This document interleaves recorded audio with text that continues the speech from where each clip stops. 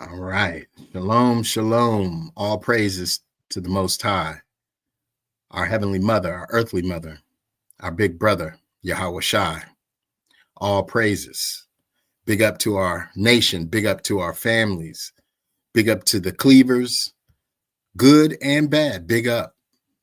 And all praises again to the Father who's bringing us up away from these heathens and their madness.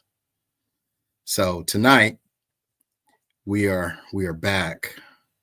Really quickly, the next couple weeks, I will be out of pocket. I have a surgery for my shoulder that I'm going to deal with tomorrow, and it's going to put me down for a couple weeks. If the Father allows me to be healthy, to manage it and get through it quicker, then I'll do some. Hopefully, I'll just be able to record some things. I don't know about going live, but record some things.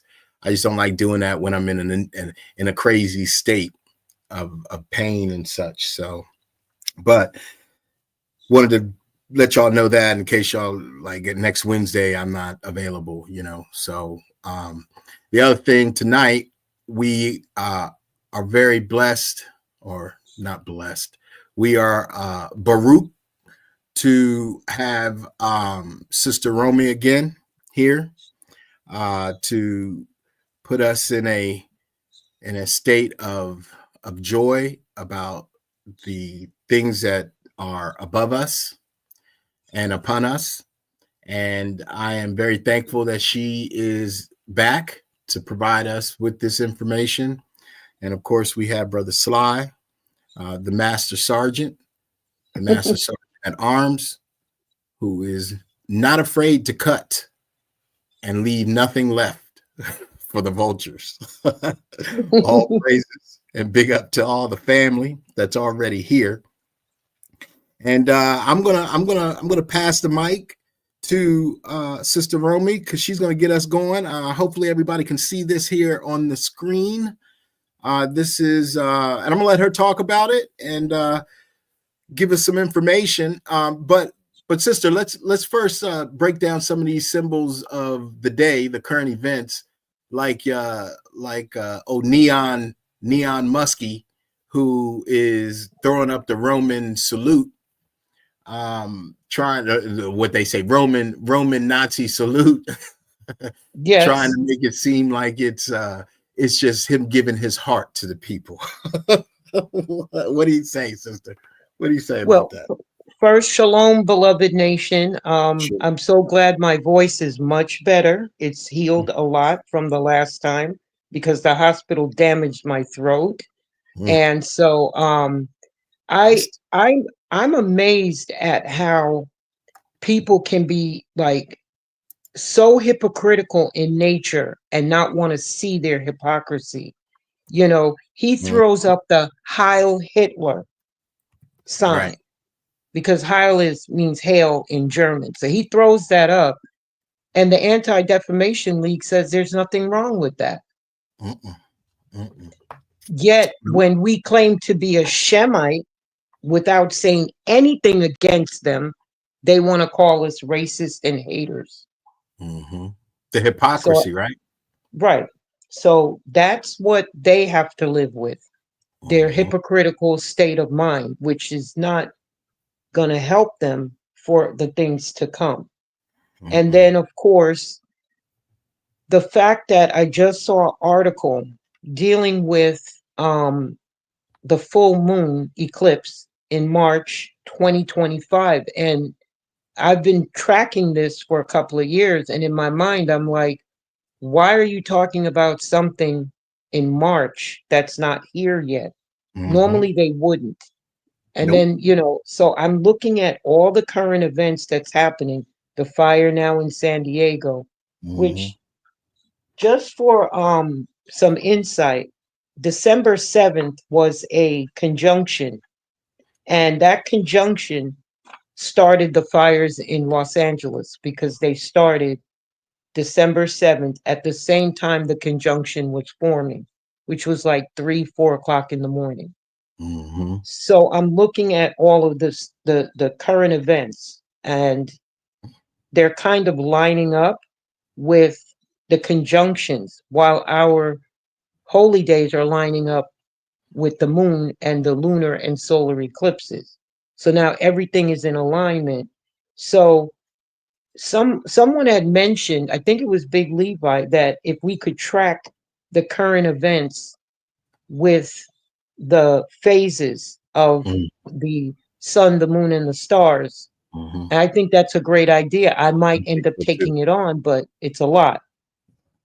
Yeah, it will, it actually will pinpoint judgment and justice. You know, the Right. paralleling, the parallels of what's going on is massive right now. Like they are, these nation people are a stiff-necked people. They will not listen, they will Mm-hmm. not apologize, they will not accept nor consider anything outside of their own vain imaginations. Now, Mm-hmm. that's very eerily almost similar to the T of how our people were prior to our omen, Hmm. prior to their comings in, right?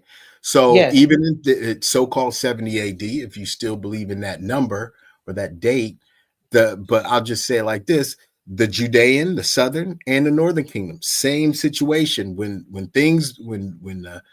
Rome came in to kill, steal, and destroy, there were multiple omens that were going around at these times, multiple. And you know, they were in great consternation. They had anxiety. They had fear. It's always the same emotional feelings when things are not going right. So even after, in their Gilded Age, which is 1865 through 1925, 1930, even in that, we were in great consternation. And now going into this golden age that they want to go into, which actually we talked about, Hmm. this is our golden age. Correct. You know, if you think about the dates, in 1940 is when they say, and we said, we spoke and we talked and we rationalized and reasoned the matter out, and we said it started in 1930. So given that date of 1930 beginning their golden age of the night of the 20th century, it would then parallel our golden age that's coming. So their Gilded Age, which was them in great chaos, is what they're in now. They think that Trump is going to come and give some sort of solace and give them a what is it, a goodness gracious, give them some type of olive branch to bring peace on the earth. Well, it's not gonna work out because they're in their Gilded Age. They're at the end. They're at the end of their reign, at the beginning of their Gilded Age, where they're in straight chaos. And now we're the only people, the remnant within the remnant, and it's very important that we remnant within the remnant understand the the the level or the place that we are in to be part of the remnant within the remnant, because not everybody's mind is open. I was looking at GOCC before we got going, and they Mm-hmm. talking about they talking about the Trump card. Niggas, Right. we already known about the Trump. We talked about this is the last Trump years ago when he was Mm-hmm. first. This is not new. Like nothing that they can bring to the table. No one is bringing righteous fruit to the table except for the remnant within the remnant, because we're dealing in prophecy, and that's the that like and that so we are looking at the world through the eyes of the prophetic. They are Right. looking at the world through the eyes of hope. They want us to believe in them, to give them hope, energies of hope that they can then take and use against us. But we're saying, no, we're dealing with prophecy, which means that is an expose, an exposing of things so that they can be made right. They don't want that. No, because they feel that Trump is the goose that lays the golden egg. And what they don't realize is he's just going to lay a dud, a Humpty Dumpty egg that's He going gonna to lay a fall. big doo doo. Yeah, well, yeah, a Humpty Dumpty egg that's going to fall and crack. And it's already cracking if you think about it, because he's talking about bringing in those immigrants that's got the education to get the big jobs. So, you know, he's talking about getting rid of immigrants but bringing them in. He's, Yep. he's got this double thing about him. And plus, I do believe that he got spooked when he, with that attempt, because he's not been so braggadocious. In the beginning, as soon as Camilla stepped in, he was, all over her and talking and talking. I mean, it was just Mhm. coming out. Then he gets that attempt, and then he kind of goes quiet. He kind of goes radio silent with respect to attacking his opponents, whatever. And now he just goes into introducing Elon, and Elon basically takes the stage. And every time Trump has a rally, he's got more people taking. Normally, he talks for 3 hours, which he did the last time. Just recently, he had a 3 hour whatever.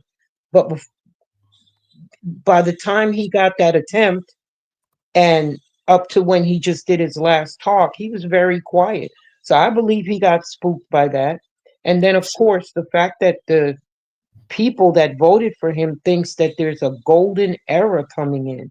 Now, the 30s, the 1930s through the 1960s, I don't know why they would call that a golden era when we had the stock market crash, World War II, coming off of World War One.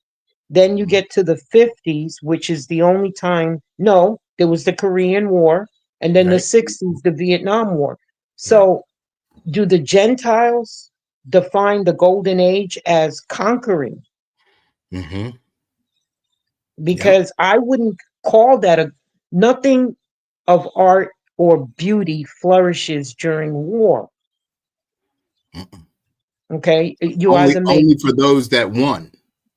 well, after they win, but during the war, you're not making butter anymore. You're making bullets.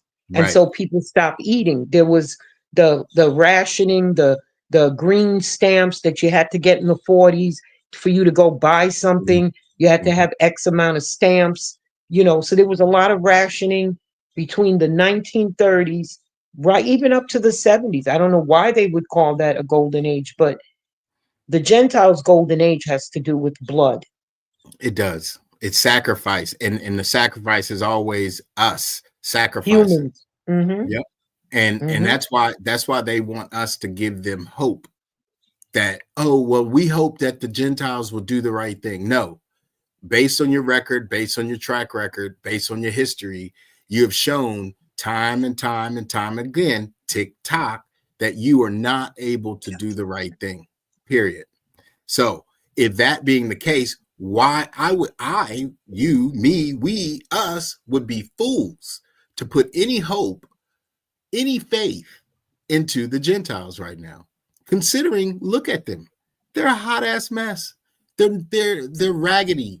Their mindsets are all over the place. They're not thinking properly. You can see that their actions are not making them think properly. Well, the Father, our power Mm-hmm. is forcing them not to think reasonably and rationally. And mind you, these people never thought reasonable and rational. So it didn't, it's not taking much for the Father to uh make them chaotic. I mean, burn their Hollywood down, freeze their beaches, you know. I mean, these people are out of control. They are literally in a conundrum right now. They don't, and that's why they brought TikTok back. You know, if you Yeah. think about it, right as when brother Big Judah and brother Big Levi were talking about that grandfather clock after the fires, then they Yes. they wanted to shut down TikTok, and they did, but they did it a day early. They didn't really do it. They did it a day early and brought it back the next day. Now that was because they realized that their time, if they did this thing, their time would be over now. That's the whole. That's what TikTok represents to them. It's a clock. The grandfather clock they saved. They thought that they could continue to manipulate time. They They found that can't. they found that we aren't believing in their times, and we had that Hmm. conversation last night. 1,000 years. Yes. I talked to brother Sly about this too. It's like, okay, so we're supposed to believe that the Father, the righteous judge, the righteous one, the Ancient of Days, gave these heathens 3,000 years to cause mayhem and madness and pestilence and disease all over his first creation, that he was like, yo, this is good. I'm going to now make let's make somebody, let's make a being in our image. So he's going to let the being that he made after his first creation, a demented being at that, one that probably is a being kind or being ish, right? Right. Just do all this detriment, disdainment to his first creation, and then give us his remnant, his righteous, his standard, only a day with him. So they get 3 days of mayhem, and we get 1 day of joy and love. Brother Sly Yeah. kind of broke it down to me, and I can respect and understand what he was saying. And, we go on to eternity after that, and so do they. But I just can't get out of my head this 3 days with the Father. Like, it's just, it's maddening, because, again, 500 years from from 1519 to 2019 is 500 years. 500 more years, or let's say 400 more years, or 400 Hmm. years before that, that would have been them beginning, because remember, they took away the number one. They made that zero the first year. So when they created their Right. calendar, right, they didn't Right. use a number for one. They used that as zero. So Right. they started out already ahead in time, if you will, based on their Based on fictitious a number. 0 to 1 year. Correct. Correct. So I don't know about them people having all this time, and I think that, to be honest, they're out of time. They are trying to figure out how to make more time for themselves. They're realizing that they can't. Even the BRICS people, they're realizing that they can't. Otherwise, they would have already done it. They don't I have time mean, to get all that together. where is that bill? Where is that dollar bill from BRICS? Where is that $10 denomination or whatever? Yeah, I mean, let's understand that every single currency in the entire world is printed in London, England. Let's understand that. Yep. Okay. The Mhm. American currency is printed here because America is still a British subject, whether you wish to Correct. believe it or not. And I can prove that because I'm a British citizen and I can fly to England without a visa. I could fly Ooh, to England without a passport. Maybe not today, but back in the day. Now, yes. the thing that gets me, so maybe this will answer the 3 days versus the 1 day. Hmm. We had 3,000 years of curses placed upon us. They're going to have double. So maybe that's why that time period for us here is shorter, because everything will change once their kingdom is completely demolished. Hmm. And maybe 1,000 years will be 10,000. I don't know. I I, know the Most High's math is very unique, and okay. it's Oh, okay. I don't want to cut you off, sister, but okay, something just came. Okay, based on what you said, I go have to ahead. make sure that I understand that these people are not to be trusted in terms of any numerology. So therefore, Exactly. the numbers are not true numbers or true to form anyway. So I guess once the kingdom comes, time will be of no consequence in that regard. Right. Therefore, Their numbers don't add up. right, right. I see So that. when the kingdom comes, time is not going to exist the way we think it exists anymore. It can't. Because if it does, then we only have 1,000 years, and then what? So, And, you and then know, it's and eternity. right. But I'm saying, they want us to believe that we will have less time with the Father than they will. And anything Exactly. they right. So anything they want us to believe is not true. Hmm, hmm, So hmm. the 1,000 years could really be 10,000 with the Most High, because a year is as a day is as a year is as 1,000 years, 1,000 years is as a year with the Mm. Most High. So we we haven't been completely schooled in the Most High's mathematics. Nope. That's what they're hiding from us. Exactly. That's what they're that and you know what? Now that we're bringing it out, it's going to come to us because it's something that's been on my mind, and I'm sure. And wait a minute, yeah, I'm looking at the comments. It's been on their mind too. So it's about to come to fruition, especially as soon as the third alignment comes into place. It's a wrap. It is a wrap. So yeah, that's a good segue, sister. Go, why don't you get with the and one of the sisters wanted to know if there's a place to download or how to download the calendar that you. Um, I've sent it to you. I don't. I could try to put it up on my page, because I do have a YouTube page. I just don't do videos, and Okay. I'm grandfathered in because I've had it basically when YouTube started, so they can't do a lot to remove my page. You remember they were making a claim to remove pages that people Yep. weren't active Using. on? Yep. Right. They can't remove mine because I'm grandfathered in under something else. So I could try to do that.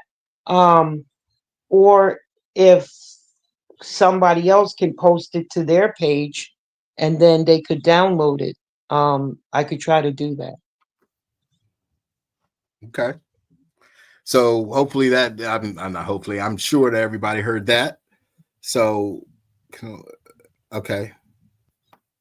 When we go over the calendar, I can do it in such a way that people can write the dates down and just what the event is, and then whatever is going to be happening astrologically, they can find that easier once they have the dates. You know, Hmm. I can tell I can tell what these events, what we should be doing for these events in terms of grabbing our blessings, because we're now back under the covenant. We have a right to have our holy angels and so forth. So I can do that. Um, yeah, I can try Okay. to download it. I'll try to see what I can do tomorrow, and then I'll text you and let you know, and then that way we can get it out to the nation. Okay. Excellent. Excellent. Okay. Well, excellent, excellent, sister. That's great, great information. So, do you want to go ahead and break it down for us? Okay, so what's on your screen right now is the end of our 2024-2025 year. Our biblical year begins in March and ends in February. So we just finished a full moon, and January 25th, there's going to be a six planetary alignment with the moon dead center. So you'll have three planets at the top and three at the bottom, and they're going to form an arc. And that arc is going to look like a string of pearls. And so what what I started doing was research on, what do we do on Hold, these hold on, hold days? on, sister. Hold on, sister. Go back over Sure. that real quick because I want it to be clear because you just said string of pearls. Now I understood what you were saying, but say that again and so that people can grasp that. Okay. So the six planets and the moon, and that's why they were saying seven planetary, but it's really six planets with the moon dead center, Mhm. is going to form an arc. which is going to look like a necklace around your neck. You'll have three planets at the top and three at the bottom, with the moon in the center, acting as a pendant to the Mm-hmm. chain. So it's going to look like a necklace or a string of pearls. And we have a lot coming up in March 2025. So, what we're to do, January 25th, will be a Saturday, which will be a Shabbat day. And as the day ends, you will be able to see the sixth planetary alignment. What we have to do is we have to start writing our intentions that will be manifested in the future. We don't want to write things that's going to manifest now. Like a lot of these guru books, the secrets, whatever, they tell you you want to manifest now. That doesn't work, because now becomes the past in 10 seconds. So on January 25th, with the sixth planetary alignment in an arc, with the moon dead center. And for those of you that are on your phone, you can blow up that calendar so you can read it yourself. Um, we are to write our intention for our Jubilee New Year coming March 2026. And that intention should be having a celebration to the Most High, which would be the end of the intention, and then everything you would need to do to lead up to that celebration. So we need to write our end from the beginning, just like the Most High knew the end from the beginning. I want to follow the patterns of the Most High, not the patterns of the secret or any of the gurus out there. Not that there's anything wrong with it, but that's not the Most High's pattern to manifest something right now. He did that when he spoke the word in creation, but we're not trying to create anything outside of what the Most High wants for us. So you can't ask for blessings that's going to curse you. And Right. people have done that, right? You know, I want to win lottery. Well, that's going to curse you, because you're not asking the Most High to perform his miracle. You're asking him to fix numbers in a system that he doesn't approve of. Right. So we want to write our intentions for what we're going to do for the new year. The new year is going to be March 14th. And just so the chat knows that Pandora Kroom, she asked me if I would just kind of walk some of the ladies through this because of the part where Mm-hmm. you have to cook the food. So, you know, ladies, if you want to join so you understand the meal preparation, and we're trying to just keep it to the ladies because we're talking about meal preparation, preparing your home for the new year. So one person said, well, what would we do? And I said, almost sort of kind of what you used to do for the pagan. You know, you went all out for the pagan new year. You bought food, you bought, you know, your spirits, you bought this, you bought that, you had your house clean, you invited people. Well, we want to do it like that, but we want to do it without inviting people into the home, because you know, like I told the ladies, this is going to be your first time. If you have a family, you can do it with them. If you're single, do it by yourself until you get it right.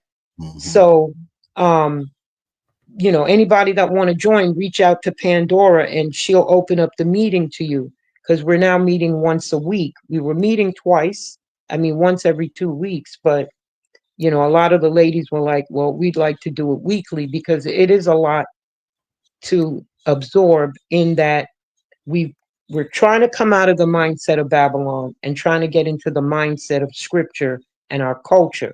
So we have a new year coming. So the sixth planetary alignment on January 25th, you want to write the end first. So you want to write something like having a fabulous New Year celebration for the Most High. That would mean that you get some great food, no slave food.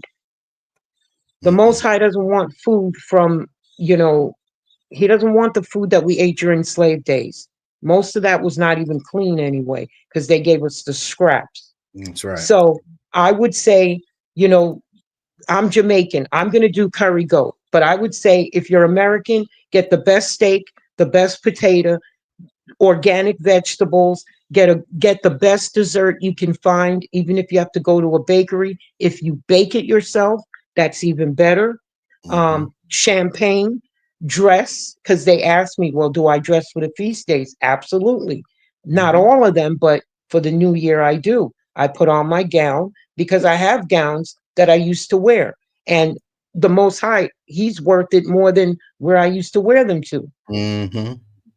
And so, that day is something that you want to plan ahead. And so, January 25th, I would say for everybody that wants to do this correctly, start with trying to make a fabulous new year, fabulous Jubilee year opening by writing in the end circle something like that. I want to have a fabulous new year, even if it's just you and the Most High, because you won't be alone.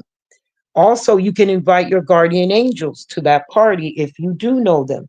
So you might want to write, well, it's me and the Most High and my guardian angels. And then the next one, you might want to write, get the great food. The next one, clean the house until you get to the beginning.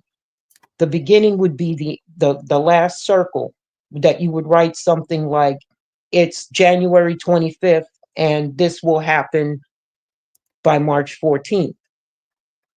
So you're writing the end from the beginning versus the other way around, which is to write the beginning. You know, uh, January 25th, you would write at the beginning, I want to have a great new year on March 14th. No, fabulous new year, and then what you need in between. And the Most High will grant those things. Not only that, you're planning ahead. So if you have to go get the champagne at the end of this month, and then you got to go buy the steak at the end of February and put it in the freezer, and then 2 days before you get the other foods that you're going to have. Maybe the day of, you go and pick up the cake. These are the things you want to be busy with between now and the new year, because what I noticed is that after the feast days, especially the days of remembrance, which would be the new year for spring, that the blessings start to flow in my life. And I'm like, oh, okay. And I equated the two, but I didn't like recognize it in my head, or I recognize it in my head, but not in my spirit. I don't know which way, but then it clicked on both levels.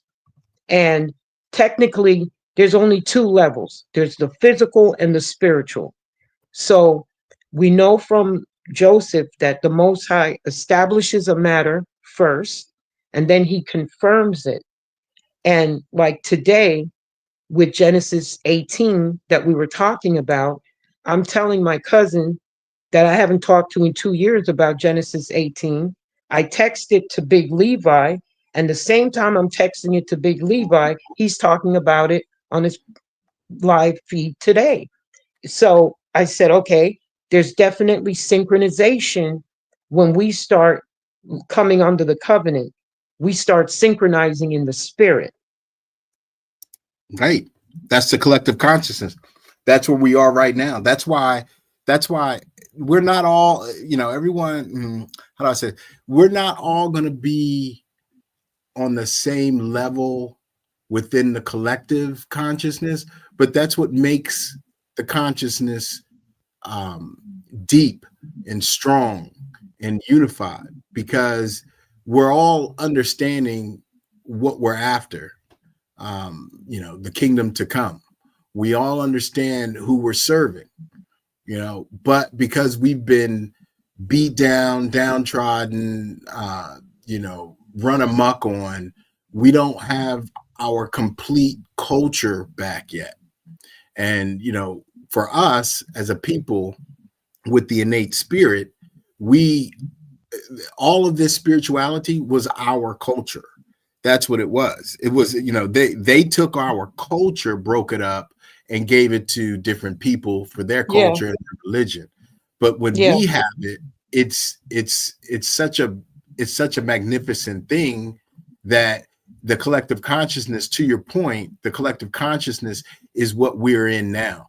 And I would venture to say the collective consciousness is Goshen. See, that's what Goshen actually Yes, is, you know. yes. And so for the nation, if you start with trying to have the best New Year slash Jubilee by writing your intentions out, what I would do is I would draw an arc and draw three open circles, then the moon, which you could, color that in, and then draw three more open circles. And in all seven, write the intentions from how you want the party to be for New Year's, all the way to what you have to do to make it happen toward the end. So we write our end at the beginning, which is basically how he knew the end from the beginning. If you write the end from the beginning, I believe the intentions will be like almost resonating within you versus, writing the beginning and then going toward the end. So you're kind of writing the intentions. It looks like you're writing it backwards. But we have another planetary alignment, February 28th, and that's a seven planetary alignment. And in Mhm. that one, rather than doing, because it's not going to be an arc, it's going to actually look like A pyramid, right? n- uh the pyramid will be at the bottom, but first what it's going to look like is those pocket watch. You know, a pocket watch that has the chain and then the Yeah. watch at the end. Hmm. So at the end is going to be the moon, Venus, and I believe it's Oh, I see. right. So I see. it's going to have all seven planets, but two of the planets is going to be hanging at the bottom with the moon. Hmm. Hmm. So it's not going to be an arc. It's not going to look like a necklace around your neck. It's actually going to look like that pocket watch. Right. That the three planets at the end is going to form a pyramid shape. And Hmm. this is where things got interesting for me because I had to go deep into the biorhythmic that's in all of us. Well, all of us in our people. That's why we have rhythm, and that's why we have a lot of things that the Gentiles don't have. Hmm. Um, some cultures may know how to dance, but they don't know how to jump as high as we do. Other cultures may know how to jump as high, but they don't have rhythm in dancing. We have it all. That's right. So on February 28th, with the seven planetary and that one well, it's going to be a triple conjunction hanging at the bottom. We want to then write a biometric rhythmic wave, and that's going to be like up, like making pyramids. Right.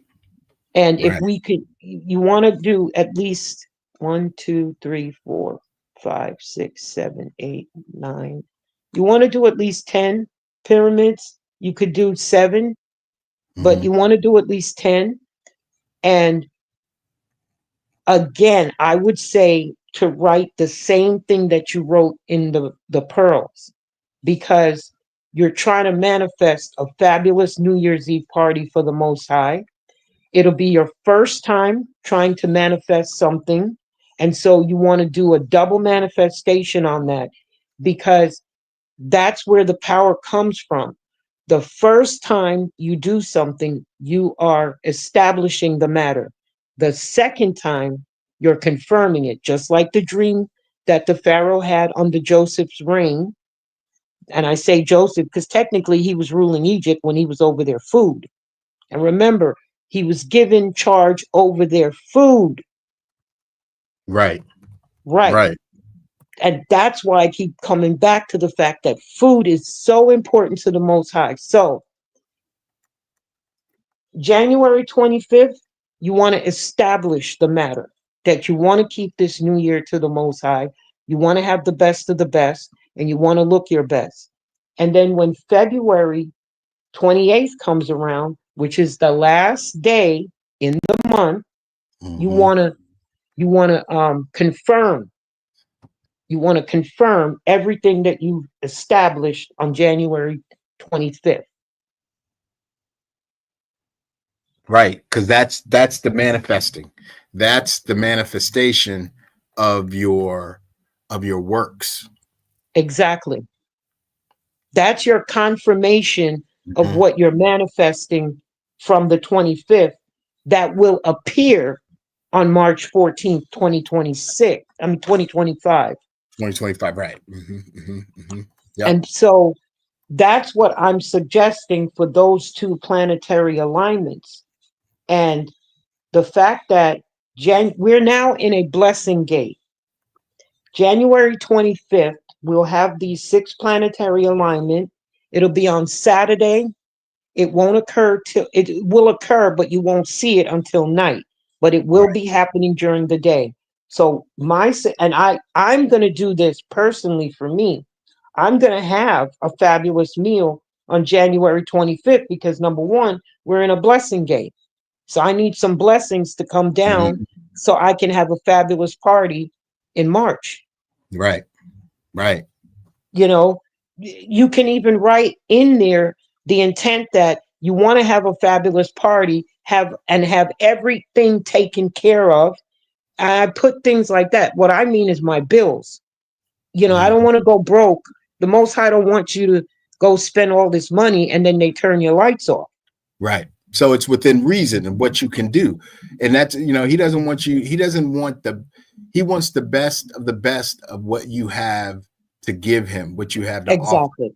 Don't be like And Cain, right? Don't be like what Cain and be like, Cain, I'm not gonna give him, I'm gonna give him this junk over here. right, I'm gonna make it weak. I'm gonna get a platter from Bojangles. You know what I'm saying? Something like right. that.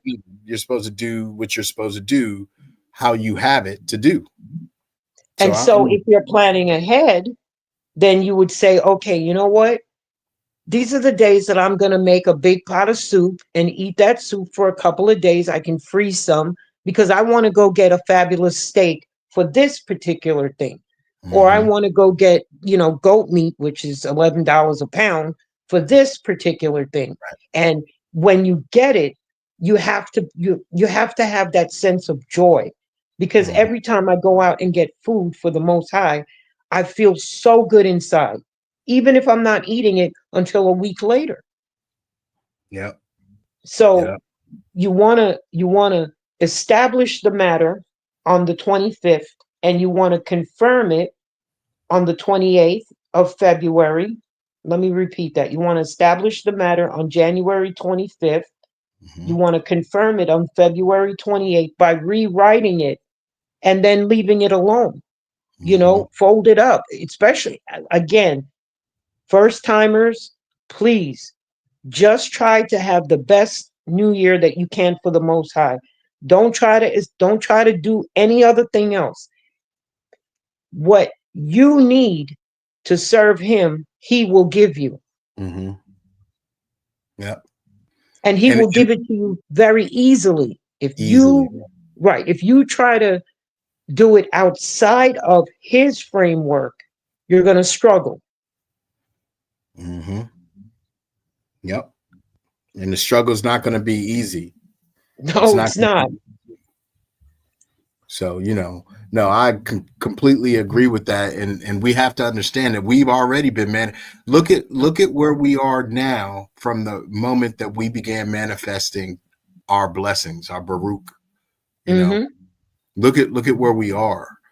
Look at the peace of mind that we have and look at the madness that has encapsulated the nations. They're sitting around throwing up Nazi signs, gaslighting. They talking about what they gonna do. The Trump, the LGBTQF, Y, and Z people. They all are put on notice now. And I was talking to Brother Leon earlier, and he made a very, very good point. Trump came in and did away with those folks, not because he hated them per se, but because they are of no use to him. What we are, sister Lisa already told us that their population dwindled. It's Mhm. stagnant and dwindling and falling. So these people in the minds of these right-wing Nazis, they're running around trying to quicken their population, make it more than it really is. You know, they need babies made, but the LGBTQ, TRYZ, and X people, they're not interested in that. They're not No. interested in having children, you know. Well, they're dead inside. I mean, they've got that spirit of death over them because, you know, they're not operating within the laws of nature that the Most High created. So they're not gonna amount to much because they're already operating in a spirit of death. And then you have the people that are not in that group and their fertility rate, you know, their ability to even have babies at the age of 20, which is your childbearing years, they can't even do that. So eventually what's going to happen is, and I felt this before Big Levi said it, is that they're going to need us to have food that's not infested with maggots. Right. Right. They're going to literally need us to actually say, here is your bowl of food. Right. We're Because, gonna be the ones to help them. right. And the deal is with the alphabet folks is that you said they're spiritually dead. Well, they're spiritually dead because they tampered with the creation. So it's not something that, you know, we're not against anybody here on this platform. We're just making the case for and against. And every time that we look around the world, the case cannot be for them because they have not done the things that are necessary for people to do, for humanity to do, to increase. Everything that they do is about decreasing. And that's the error that they have right now. Their whole error is that they are in decreased thought, mind, and action. But And so, yeah, you know, yeah, I mean, because their whole idea was if we can suppress the true children through slavery, you can't read, we'll kill you, you can't write. And if you, when you can do all of that, don't read the Old Testament, just read the New Testament. There's nothing in the Old Testament for you. There's no other books outside of the Bible. You know, don't look at this, and that's witchcraft, and you know, zodiac is witchcraft, and then zodiac turns out to be the right calendar. The zodiac calendar lines up almost perfectly with the Bible. The Gregorian calendar doesn't line up with the Bible at all. At all, sister, at all. So there's all these things that they said, do this, don't do that. And so in my mind, whatever they say to do, I won't do. And whatever they say don't do, I'm going to ask the Father, I'm going to search it out. Because I can't trust, we can't trust them. We know we can't trust them. And that's why they're faithless, because there's no trust in them. There's no trust. There's no trust. All those, yeah. No, go ahead. Finish that thought. All those houses that was burning down in California, one or two people might have said, oh, God, help us, or God, I'm praying. You know, the rest of them, they wouldn't even, none of them, including the ones that called out God's name, wouldn't even say, why is this happening? Yeah. Because if they had any kind of faith, they would ask the Most High, why is this happening? And trust that the Most High is not pleased with them. And so they got to fix or correct what they need to.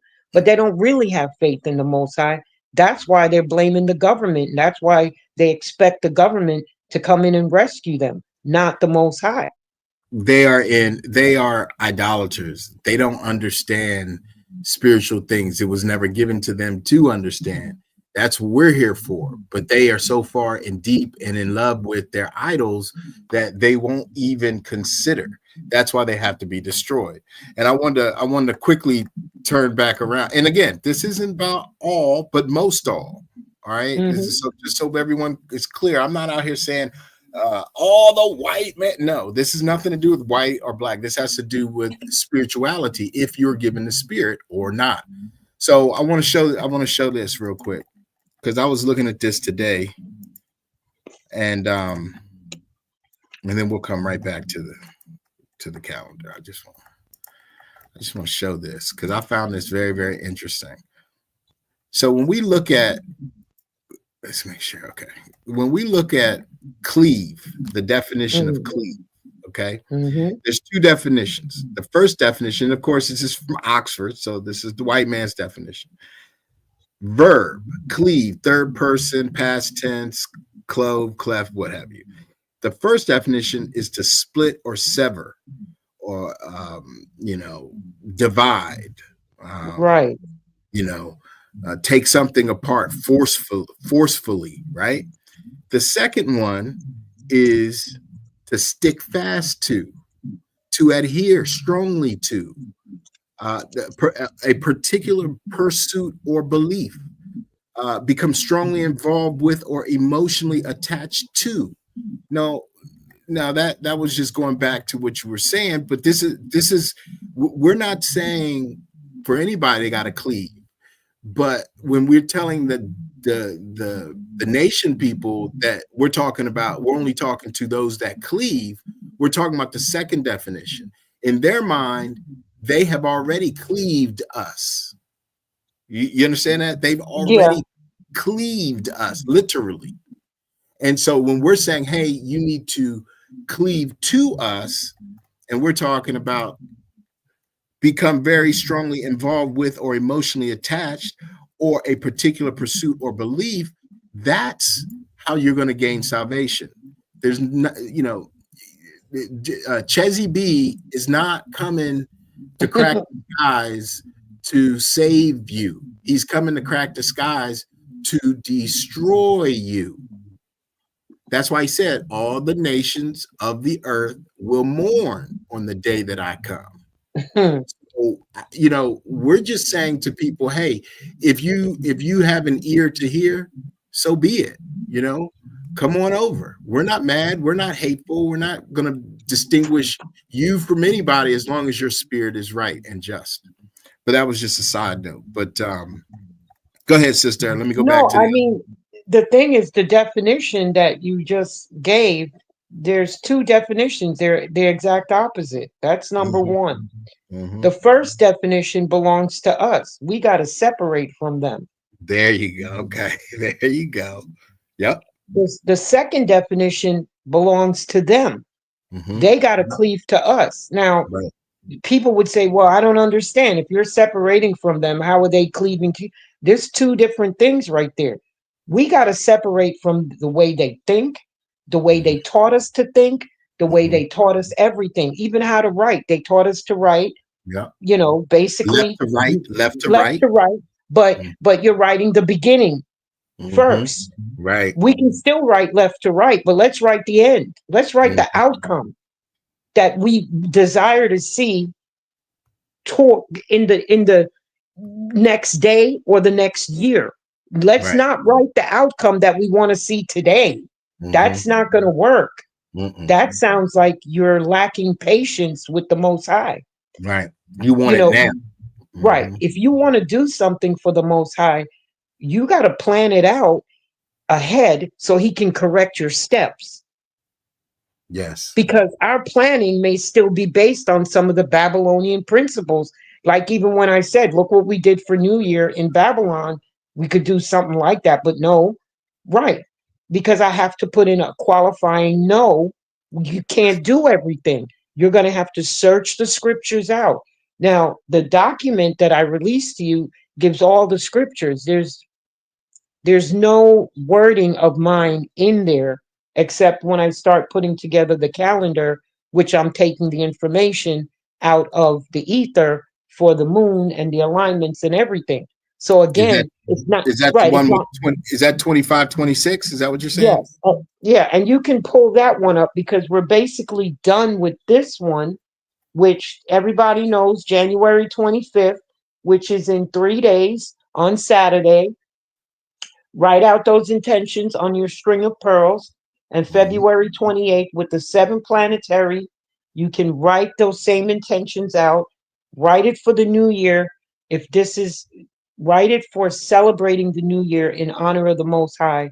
If this is your first time, because you don't want to write something that is going to displease the Most High.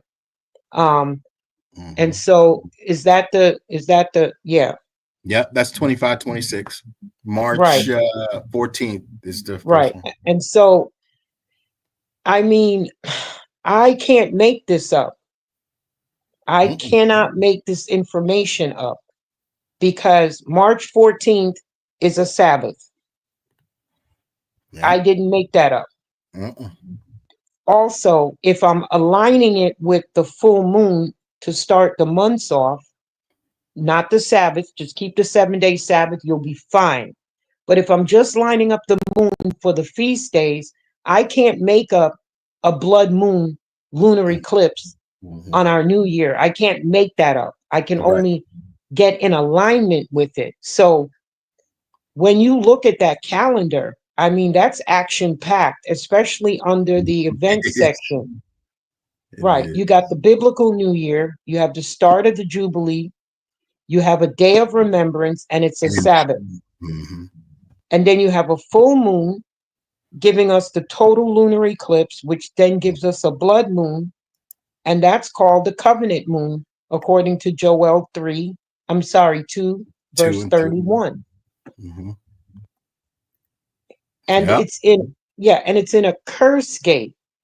And so that's according to the book of Enoch. So you definitely want to keep the events in this particular month, Passover, so forth, because you want these curses to pass over you.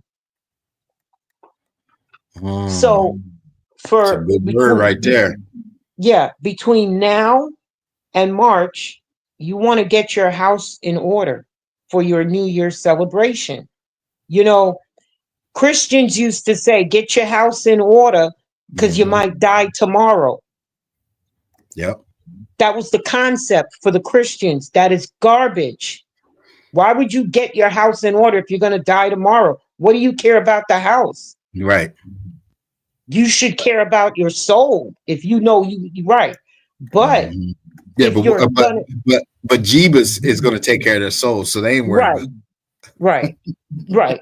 But if you are doing a feast day to the Most High, you got to get your house in order. That makes sense. You got to clean your house. You can't have a dirty house and a dirty table, and you're going to put down a fabulous meal at a dirty table.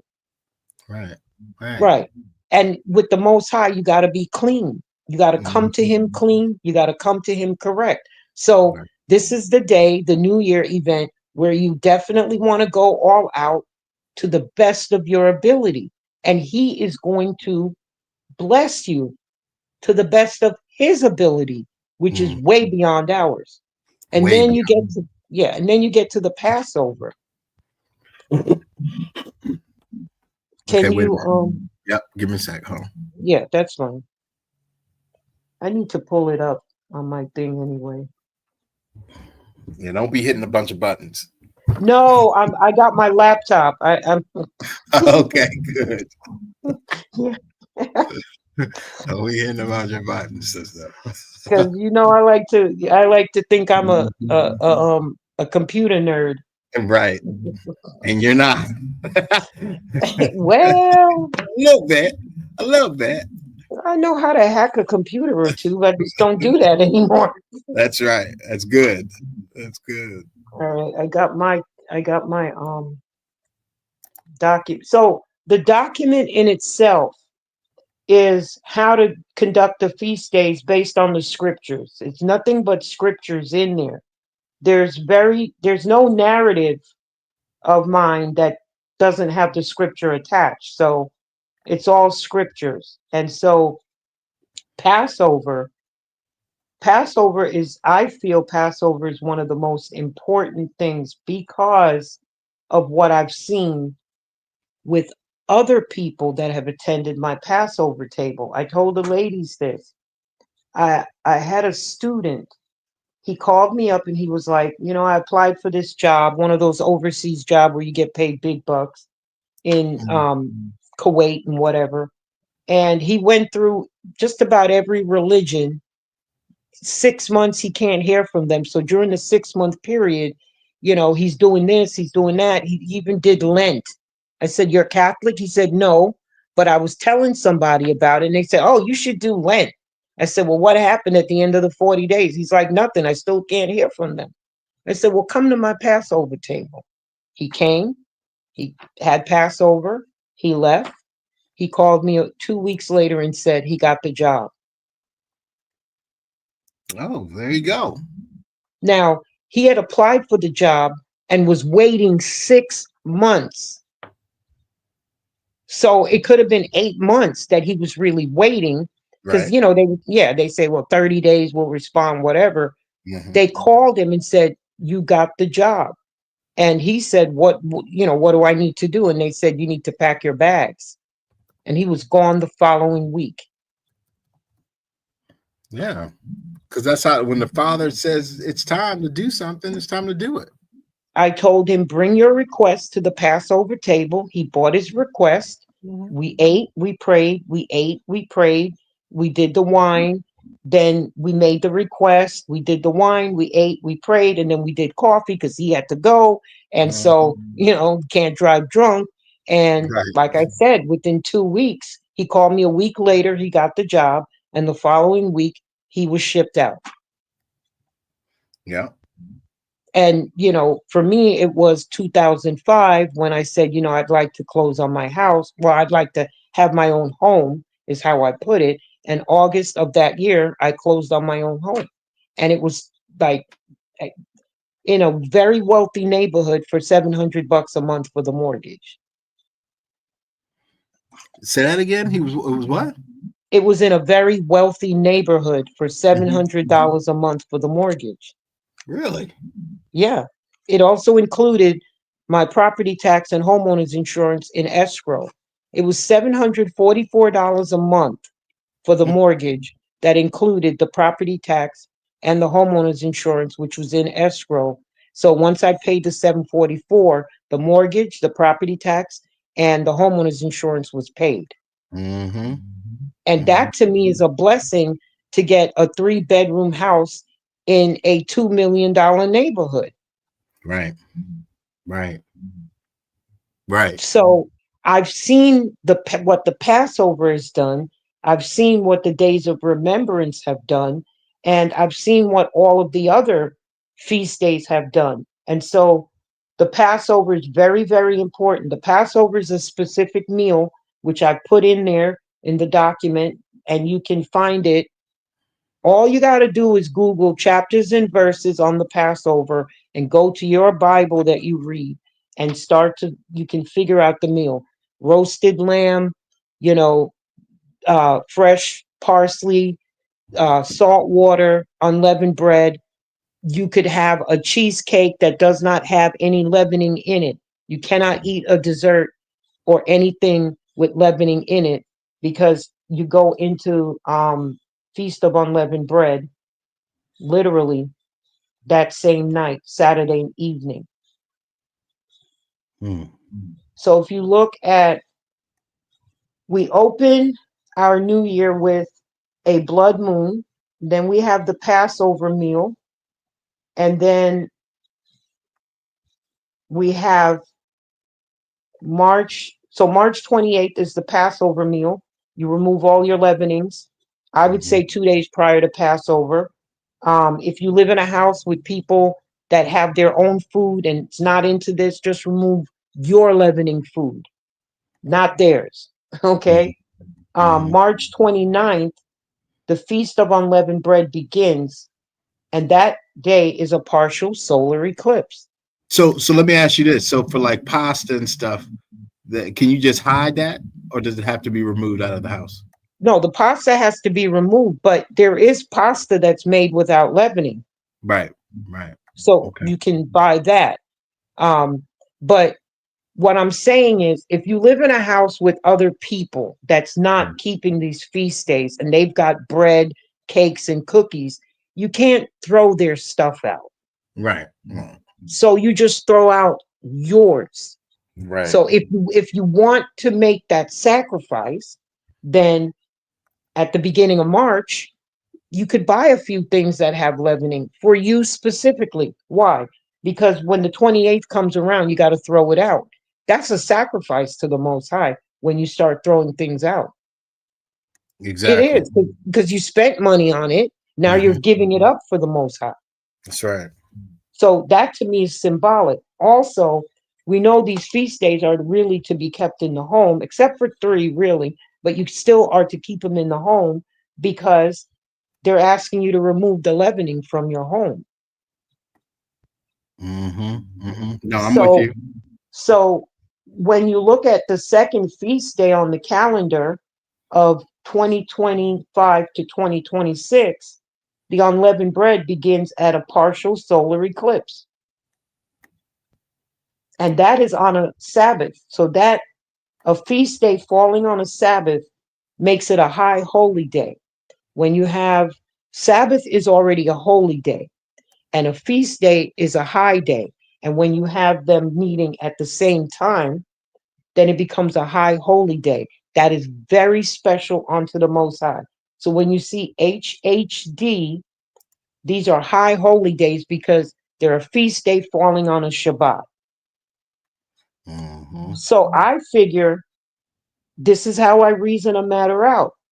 If that's a double holy day to the Most High, well, I should get a double blessing if I do it correctly. And I'm not doing it for the blessings, but that is one of the contracts that after you read about the feast days in the Bible, they always follow with an angel will go before you, an angel will do this.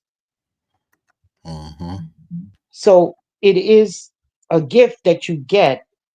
So a partial solar eclipse. Now, again, I can't make this up. I can't force the alignment of Feast of Unleavened Bread with a partial solar eclipse. All Hmm. I can do is start the new year at the full moon. And once I do that, all the eclipses will line up on our feast days. Yeah, So and that's it looks, and I mean, when has that ever happened before? not not since I've been doing it this way, and I've been doing it this way from 2020. So prior to that, none of my feast days lined up on any of the eclipses because I was doing it based on what I thought I should be doing it on. Mm. Hmm. Hmm. And now, the first one I did again was December 29th, 2020. And that was a blood moon. Was it a blood? No, it was a super moon. I think it was a blood moon, actually. It was a blood moon. And it happened to be the day I was born, and I don't celebrate my birthday. I was keeping the day of remembrance. And then it clicked that night. Wait a minute. Today is my birthday. This Hmm. must be correct. That's how I figured it was correct. It I was see. almost like, yeah, the Most High was like, since you stopped celebrating your birthday, I'm going to give you a day that's going to line up with it, and you can have a celebration to him, to me, Right. is Right. what he said. Right. And And you so, know what? Hold on. You know no, that's probably how we dealt with everything in the past. We never really dealt with these unholy days and these birthdays and all these other days, the national days of this, that, and the third. yeah, We dealt with them because they all lined up with the Father's days. You know, that's I'm right. just sitting there thinking about that, and it's making a lot more sense as you were speaking. But go ahead, sister. I'm sorry, I cut in. No, no, no, no, no. That's fine. Because the thing is, when we're doing anything, whether you're on by yourself or you have, guests on like me or Brother Sly, the Holy Spirit will impart things in our conversation to us, and Mhm. that's got to come out. That's right. That's So right. I don't look at it as you interrupting me. I look at it as the Holy Spirit is now going to give me some information from you. And Yep. that's more important than hearing what you or I got to say. Right. So no, that's fine. So then if you go through the calendar, this is the first time that Feast of First Fruits has happened to me before Feast of Unleavened Bread ends. Every Feast of First Fruits that I've kept it after Unleavened Bread ends. And it's the first time it's before? Yes. Hmm. I'm going to go with that because that's unique. It is. And I was going to say this is the most unique year yet. 2025, 257. This is our year jubilee, the last one, going into the end of it all.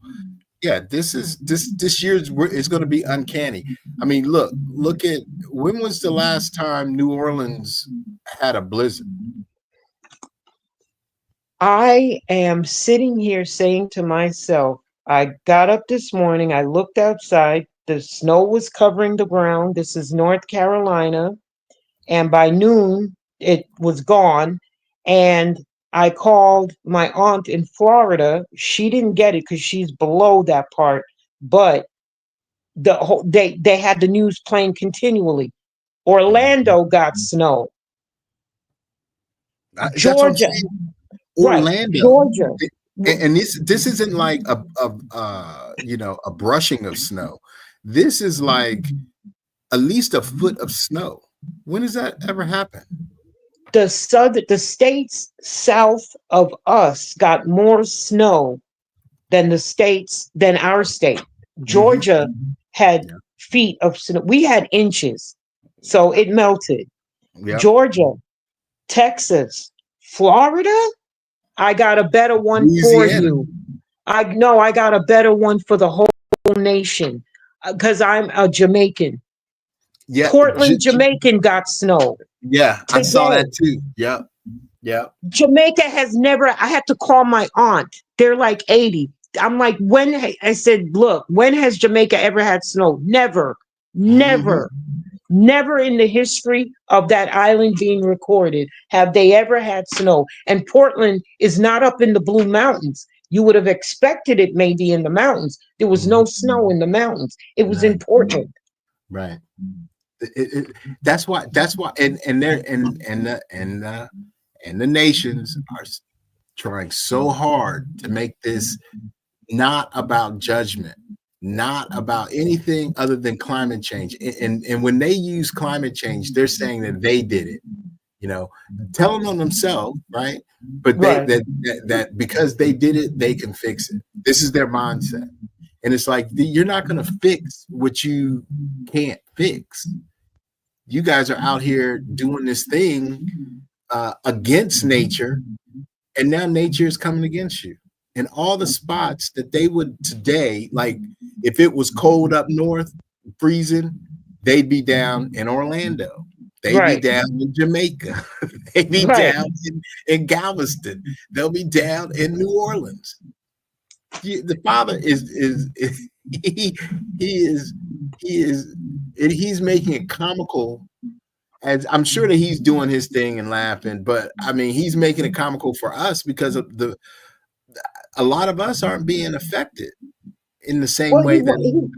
he wants us to be joyous. There's a lot of Right. destruction going on, and if we start mourning for the destruction, we're going to Mhm. get destroyed with Babylon. So I believe he's trying to, just like he puts a spirit of confusion on them, he puts a spirit of joy and rest on us. That Mhm. I mean, is there anybody in the nation that's having a hard time going to sleep with what's going on in the world? Because I'm not. I'm certainly not. I I can mean, tell you that I much. don't even, if I crawl up into my bed at 6:30 to watch the news, I'm knocked out with Z's, waking up at Mhm. 1 o'clock, knowing that I got 7 hours sleep. Right.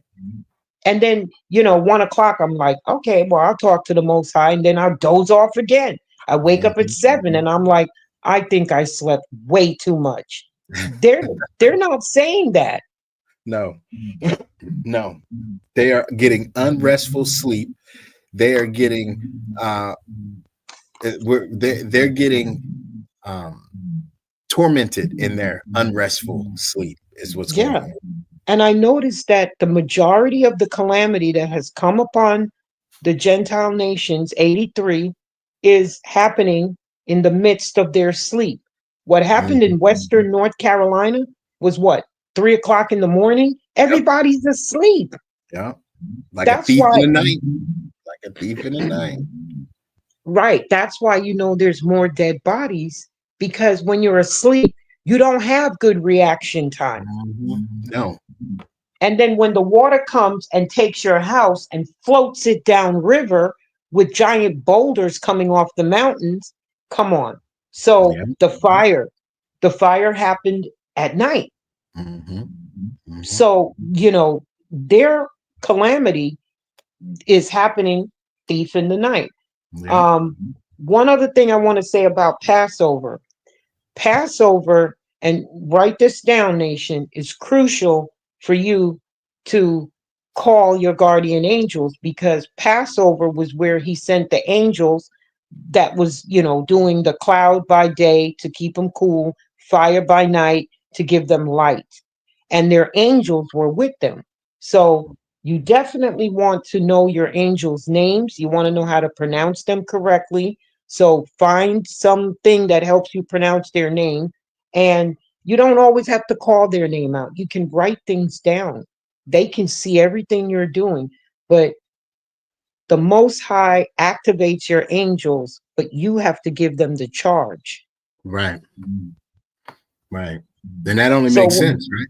right, because the only person that control the angels are the Most High, but He Hmm. has given us the ability to give them a charge, which is to do what and look at what they do, look at what their function is, and then that way you will be in a line with what their function is. And if there is another angel out there that has what you need to be done, even though he's not your guardian, learn his name, figure out what you need to do, and then ask the Most High to activate that angel. But get your house ready for 2025.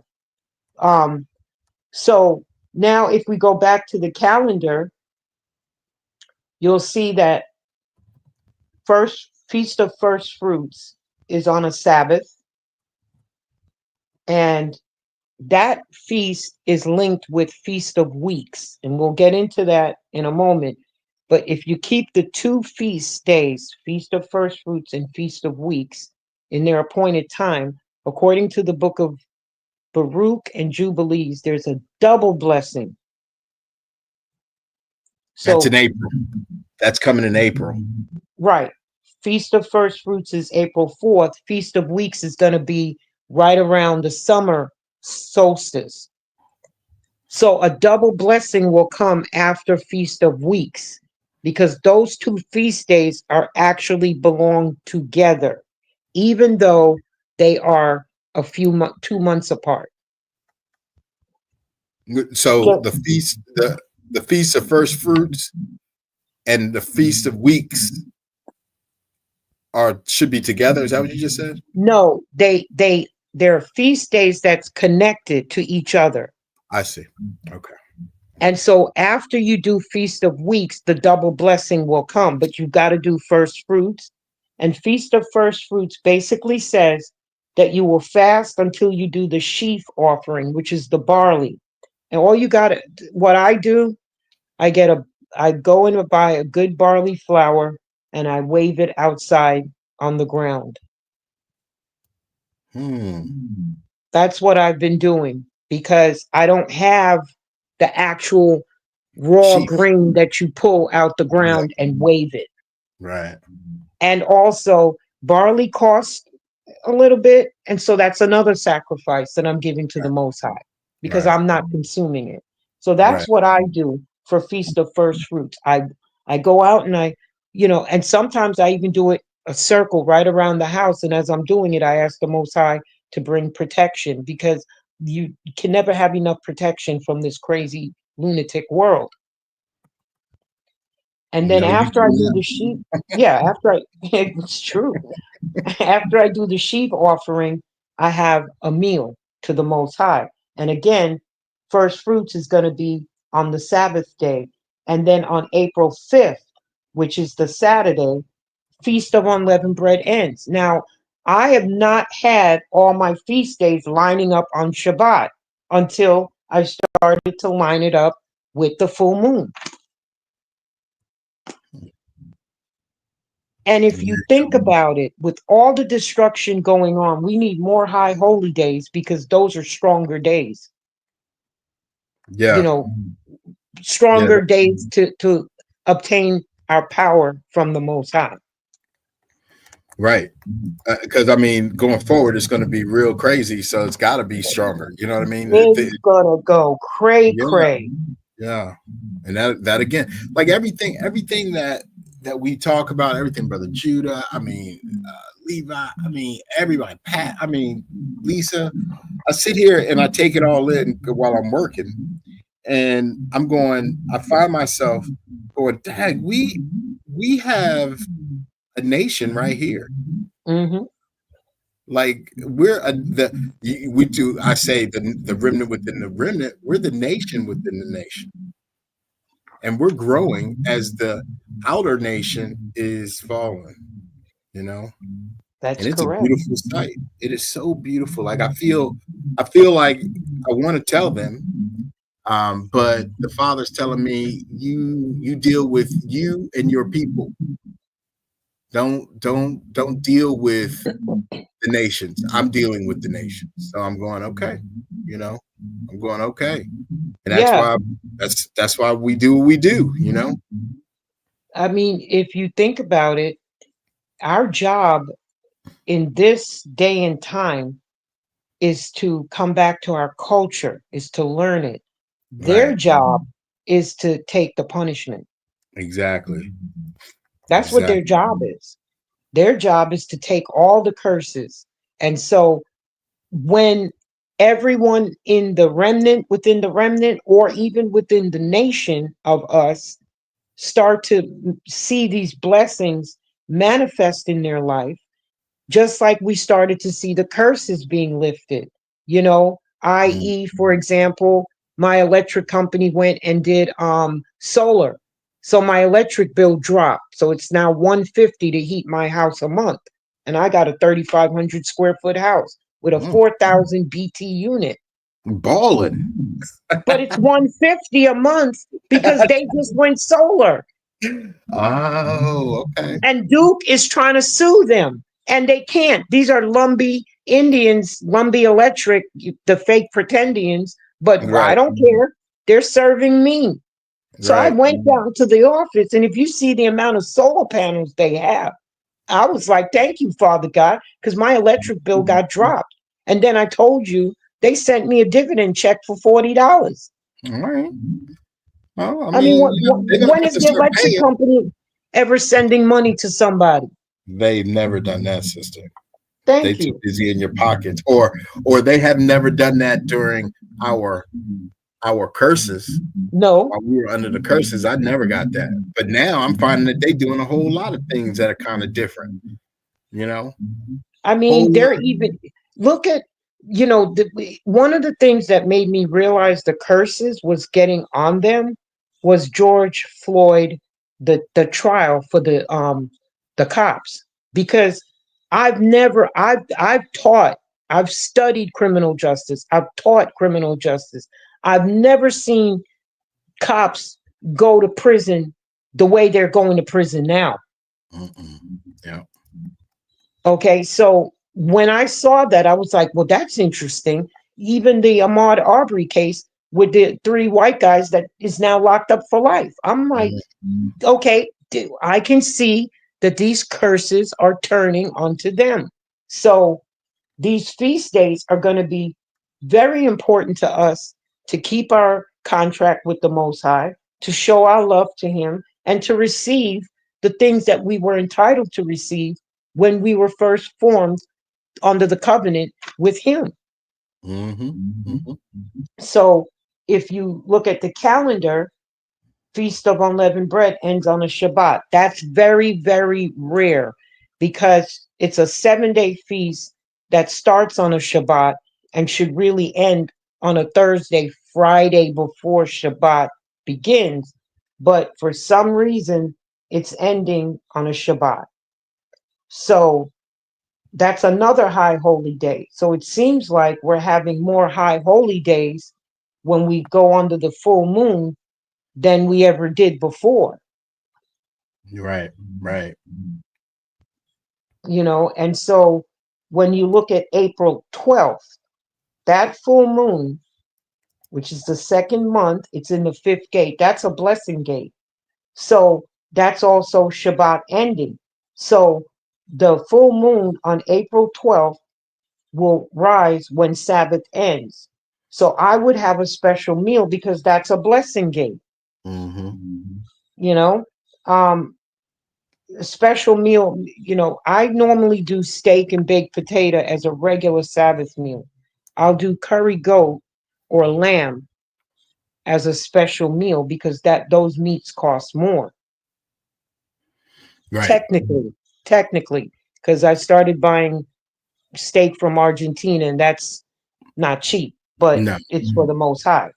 So Right. then, May 12th, the full moon, and then May 24th, Feast of Weeks.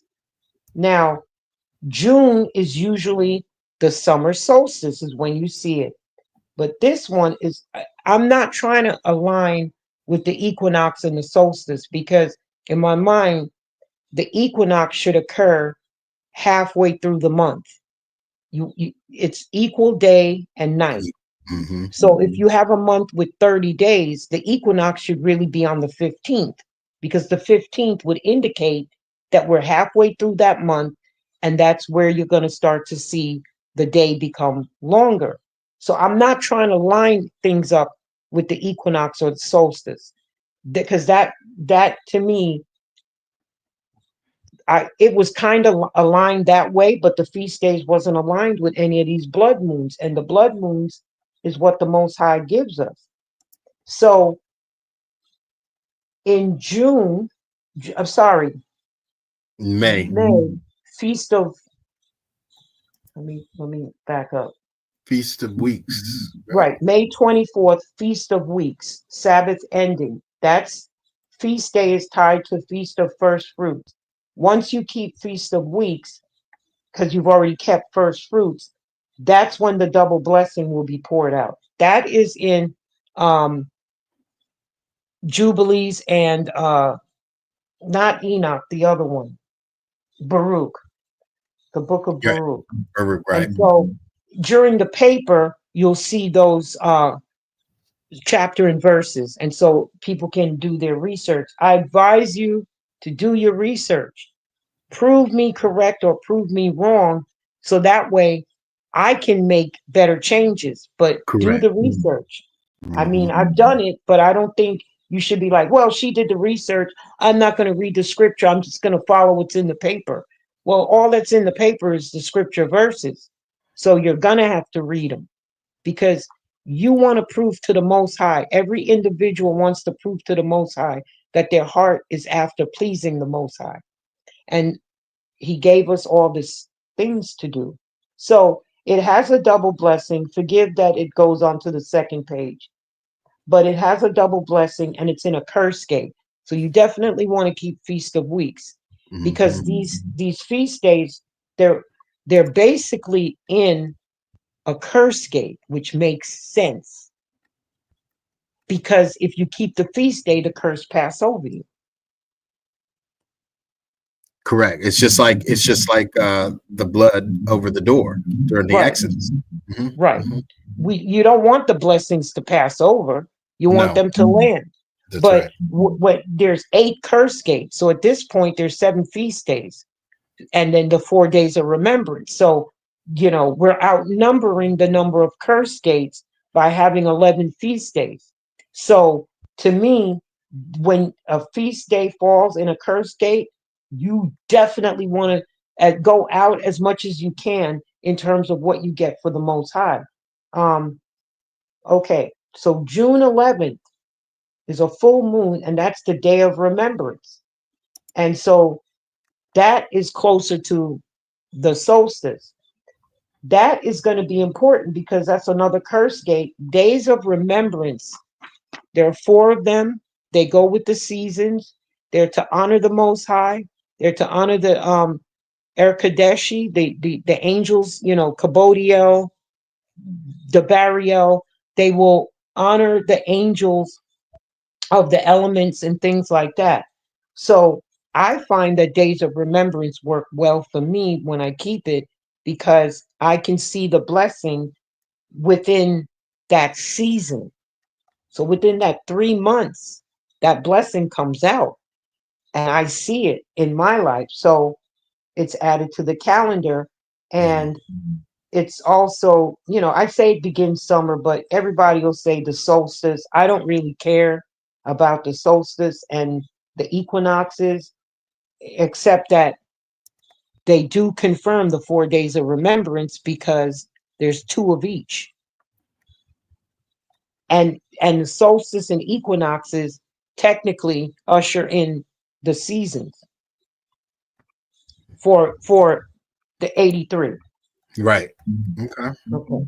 July 10th, we have a regular full moon. That's a blessing gate. So for me, I would want to have a nice meal for the most high. Doesn't have to be totally fancy for those who are budget conscious, but it should be a nice meal.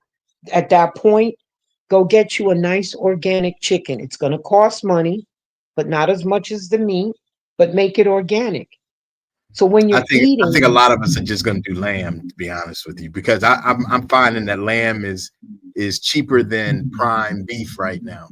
But quietly with the tariffs that uh, uh, white man Daddy Trump is trying to impose onto us, it might be more. It might be expensive. It might be more expensive now.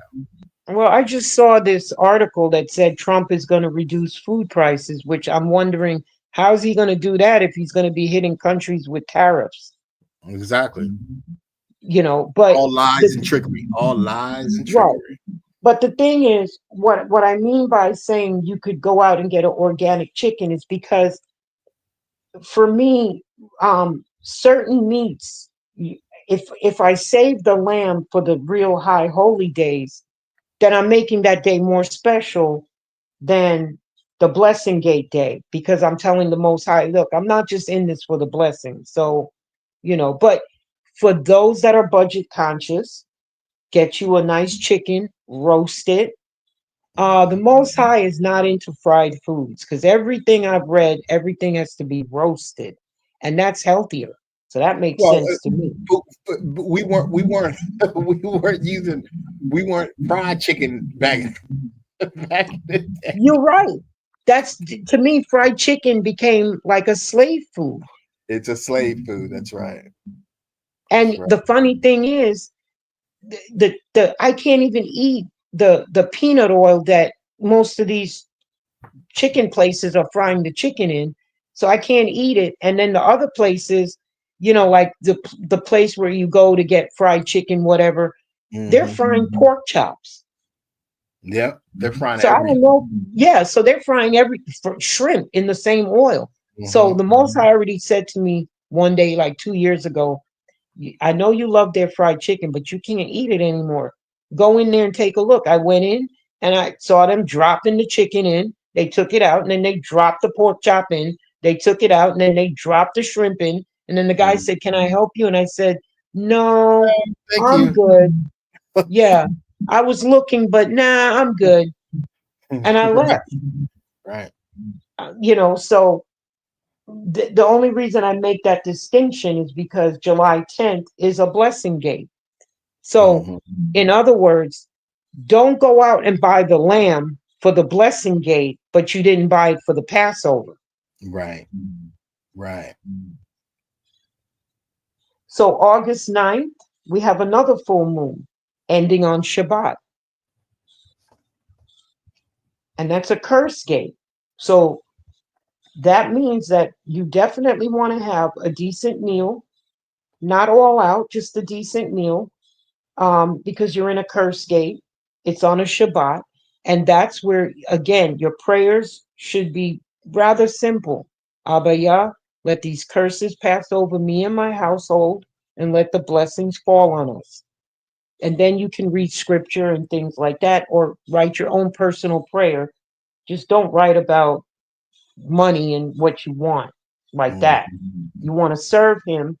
You know, one of my prayers is, Abba, yeah, I want to serve you in style, Mhm.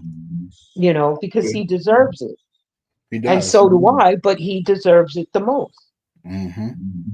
So now we get to our seventh month, which they, call September, which in Spanish, September, sept is seven, but Right. they call it the ninth month, which, again, that was to throw us off from our feast days. Yes. Yes, it was. Yes, it Because was. if I read the seventh month, which is, I can't even, what is the seventh month on the Gregorian calendar? Uh, 5, 6, 7, July. Thank you. Yeah, I couldn't even see, I can't remember that anymore. I had to count. So, right. So if I read in the scripture, you're to keep the Feast of Trumpet in the seventh month, and I didn't do a calendar based on the biblical, I'd be keeping it in July, wouldn't I? Yep. So that Yep. means that I'm not in the heavenly timetable. The portals aren't going to open, Nope. and the You're angels gaining aren't nothing. going. Right, Yep. And you're doing nothing for the Most High. And right. that's what they did. So they took our culture, they took our calendar, they took everything, divvied it up, mixed it up, told us lies and trickery, changed the narrative, and said, "Hey, we're going to change the calendar." And that was one of the first things Big Judah was talking about when they got over here. They went back. They came over here to Mayak, and then left here and went back to Rome or Spain or Madrid and created their calendar. That was the first thing that they did. Mm-hmm. You know. And you know, suffice it to say that if we didn't do our research, we would not only be keeping the feast days on the wrong timing, but I really believe we would upset the Most High, because you've got to do your due diligence with the Most High. That's why he here a little, there a little, Mm-hmm. precept upon precept. I can't just read one thing and run with it like the Christians do. I've got to read everything on that topic and then reason it out with how the Most High would want it, not reason it out with what I think. Right. What I That's want. not going to work. No. I would listen. If I didn't have this correct, I think my house would be burnt down. Okay, Exactly. you Exactly. know, And, verse. and I want to add this because I think it's imperative that we remember this as a nation. We're not doing this for vanity reasons. It's not a party for us. This is for the Father, because we are regaining our culture, our heritage, and this is part of our heritage. When they changed our calendar, as Sister said, they changed our feast days, so they threw us off. So this was always for the Father. Now I'm sure in the past, before we were taken down, we were doing too much in our feast days. I'll say it like that. We were just doing too much and Mm-hmm, being very idolatrous and lascivious. And so now we have an opportunity to for a redo, for our renaissance, if you will. And this is what this is. This is our heritage to come back. This is our time to to rest and enjoy the Most High, you know, and everything I is mean, fine. have parties to him Yep, in his honor. You yep, know, righteously, cleanly, and yet I can still have some champagne. I just can't get drunk, and I don't want to get drunk. right, I want to get tired in a good way, not tired of the party, but I want to get tired out from it. Like, the party and you're like, "Oh, Father God, that was so great." And you just fall asleep right. because you did your best. You Mhm. went all out. I told the ladies in the group, Music is important to the Most High. You've got to vet your music. You got to give up all that gospel stuff. There's please, he don't like that. He obviously he likes a lot of the music that I play. And there's one song, it's called Help Is on the Way. Mm-hmm. Okay, it's by the Whatnots. That's what their name is. And it basically says, all you got to do is pray because help is on the way. And it's a song about praying, and it's very upbeat, almost like a disco song. Really? But it's all about, I mean, he opens with, Mama never said life would be easy. That's how he opens. And then the chorus is, help is on the way. All you got to do is pray. So Who's the artist? the Whatnots. Okay. I mean, can you believe the name, the Whatnots? Whatnot. Okay.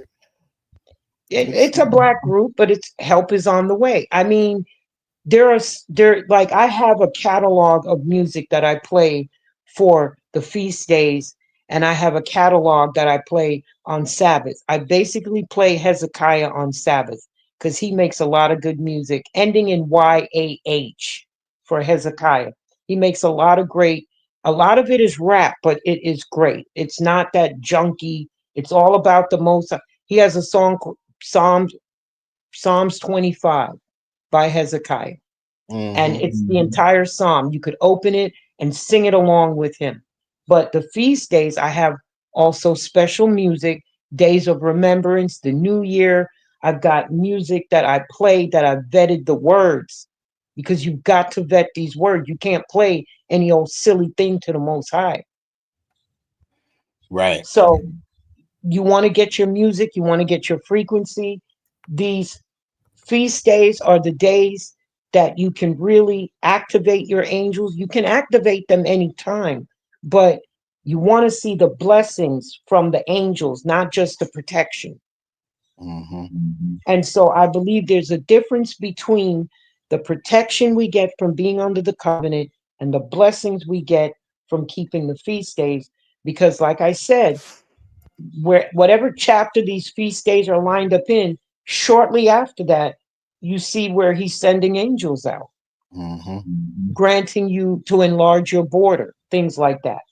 So now we get to the seventh month, September 7th, 2025. The fall feast days begin. It's a full moon, it's a day of remembrance, and it's also a total lunar eclipse, giving us a blood moon again. Oh, let me get back to make sure I'm on the right. Where you at? I'm out of forget. I'm in August. September. Okay. We're September 21st. September 7th. There we go. Okay. So, how I figured out that the full moon belonged with the feast days was I was reading Psalms 81, verse 3, and it said, blow the trumpet at the new moon, at the full moon, at your appointed feast days. This was a law given to, I think he says, Abraham and established with Jacob. And I had to keep reading it. I said, wait a minute. Hmm. The full moon is what begins our months. And the spirit was like, yup, and it has nothing to do with the Sabbath. That's exactly how the spirit came right through me like that. Yup, and it has nothing to do with the Sabbath. Because people want to line up the Sabbath according to the moon. Right. Right. Exactly. No, you can't. The Sabbath is a day's rest, daytime. The sun rules the day, the moon rules the night. So if he knew the end from the beginning, he knew we would be on the Gregorian calendar, and he gave the Sabbath a number, 7 days, right? Not Saturday, not Sunday, Right. not Wednesday, right? So it was easy now to get the feast days because I'm not calculating Sabbaths. That would be 52 days. That would be Mm-hmm. right. That would be what you call cumbersome. And the Very Most come. High, yeah, he's not difficult. Mm-mm. So if you look at that, we have a blood moon on our Feast of Trumpets. Now, that's a day to me that the heathens are going to, by then, the heathens are going to be, they're going to be hating, not necessarily us. They're going to be hating their condition. Mm-hmm. You again, we have a total lunar eclipse, which is a blood moon, which is the covenant moon. So we have two blood moons in our biblical year, one at the start of the new year and one at the start of the fall feast days. That makes sense to me Mm-hmm. because Does. it's a, yeah. And so that's a curse gate. That's a day. Now, Feast of Trumpets is a jubilant feast. So I would treat it like the new year.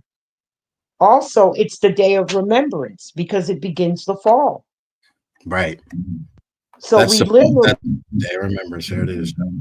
right. So we literally have two holy days falling on a blood moon, a covenant moon. And so the same party that you have at the new year, you should have a similar one in the fall feast day. Mm-hmm. Yep. So we get two very high well, I mean, a lot of them are jubilant, minus Passover, and Feast of Unleavened Bread is not as solemn as Passover, but it's not, it's a 7 day feast. So you got to plan your meal for the 7 days. And again, during the feast days, I don't recommend that anybody eat ordinary food. You have to kind of make it special to the Most High. You got to show the Most High that He's so special to you. You don't have a problem going all out for Him. Just don't be silly and, get your electric bill turned off. Mm-hmm. You know, use reasoning, but give your best. It can't be something that you eat normally. That's So, why I go ahead. so not to cut you off, sister, but Mm-mm. so what you, I mean, by the time, oh, which one, where am I? It's by the time September 7th comes, the Feast of Trumpets, where do you foresee the the world or where we are, where the nations are? Like I think by the time the Feast of Trumpets comes around this time, we'll be in a different position. Maybe all together, maybe some together, maybe groups of us. Because I see that you're already starting this. We're not the daughters of Zion are trying to get together to do certain feast days, so that's kind of bringing this on. And then I'm looking at by September, you think that these folks are not going to be anywhere around? You think that they're going to be, I'm just asking too. Do you think that they're going to be around, or do you think that they're going to be uh, losing their sanity and struggling still at that point? I think that they will probably still be losing their them disappearing off the face of the earth. The Most High said it will not happen all at once, lest the land lay desolate, lest we have to go out and work the land because there's nobody around. I don't want to Mm, go out and work no land. I'm 63. I'm a girl. mm, I'm sorry. I'll go out and maybe plant a couple of seeds, but I'm not going to go out there and, you know, and till the ground, right? right. No. And I'm not going to go out there also to be cleaning up the land for whoever is left because they Hmm. might, not that they're going to destroy it, but so they're not going to be removed all at once. But by our feast days, like I said, we're going to be looking like the goose that lays the golden egg, and they're Hmm. going to want to call it silver, and they're going to be laying these lead eggs that they can't even pick up. Hmm. By the time we get to our feast days, the calamity that would have accumulated between now and next September. I mean, December 7th, that fire started in LA. Today is the 22nd, and the one started in San Diego. Yeah. So, I mean, what is that? A month and you know, 3 weeks. You've got about $3 trillion worth of damage done in a month and almost 2 months. So multiply that 10 times. Hmm. I mean, if we look at the damages in terms of what it's going to cost them, which they're never going to rebuild, but what it would cost them to just clean it up. So the quickest way to clean up all those burnt out homes is for a tsunami to come and take it out to the ocean. That's right. That's And right. so we may even see a tsunami because these are things that are out there. These are tools of the Most High. He hasn't used the tsunami yet. So No. the thing, though, is if we, as the remnant within the remnant, at least, at the very least, are keeping the feast days in one accord, we should definitely see the curses amped up on them. We should. We Right. should. And so by the time you get to September with that another blood moon, That's what I'm those saying. yeah, those 83, they may not want to go outside, although staying in their home is not safe because a boulder could come and knock it out. But they may not want to go outside because if they do, they're bound to lose their life. Mm-hmm. There's another song called Bad Moon Rising by Creedence Clearwater. Yep. Yeah, I play that every blood moon. And where it says bad moon, I say blood moon. And in that song, it says, prepare, hurricanes are coming, lightnings are striking. Yeah, lightning strike, the meteor shower, the one that Sister Lisa talked about before the fires in LA could have caused the fires as well. That's true. Right. That would be from the fires are from the Most High. How he did it could be those meteor showers. Yeah, that's So true. definitely by September 7th, we should see the curses. I mean, to the point where we can't even keep up with it. One after the other, back to back to back.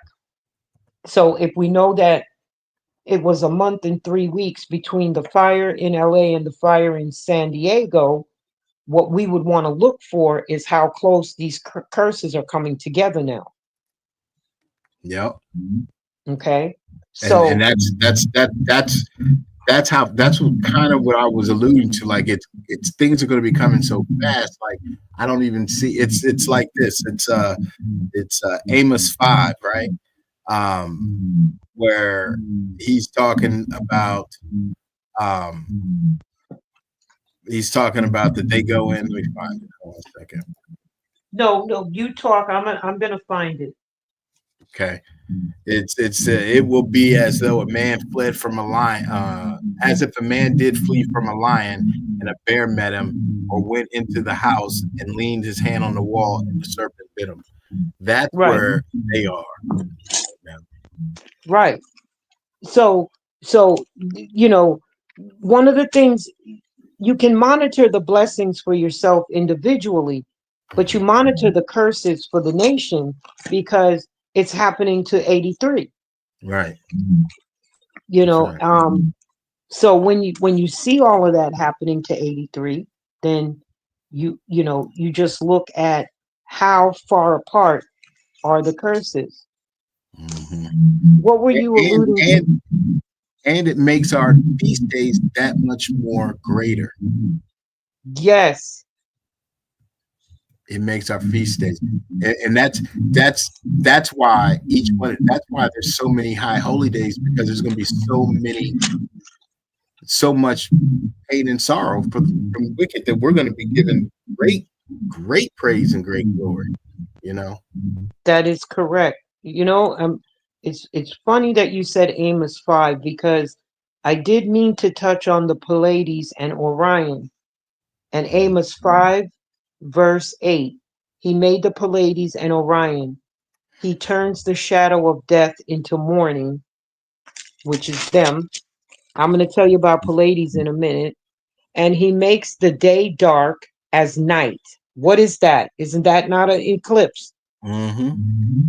He calls for the waters of the sea and pours them out upon the face of the earth.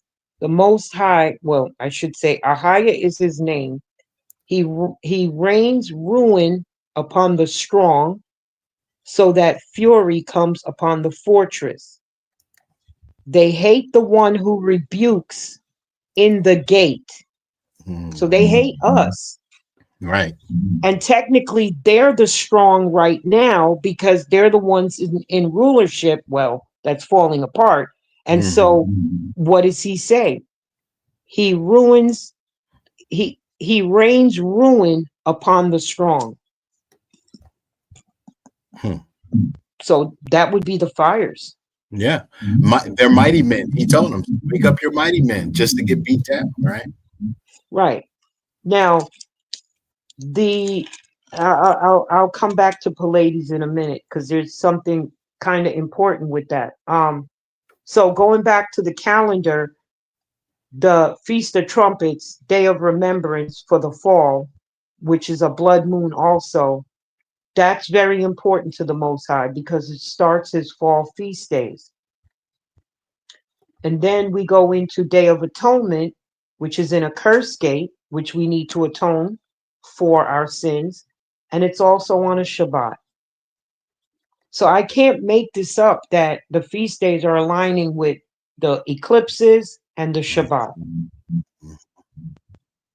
Like, to me, it was like a key that once you figured out how to line up the feast days with that full moon, then everything else just fell right into place. Um, September 21st begins Tabernacle, and there's a partial solar eclipse on that day. Yes. Yeah, I see that.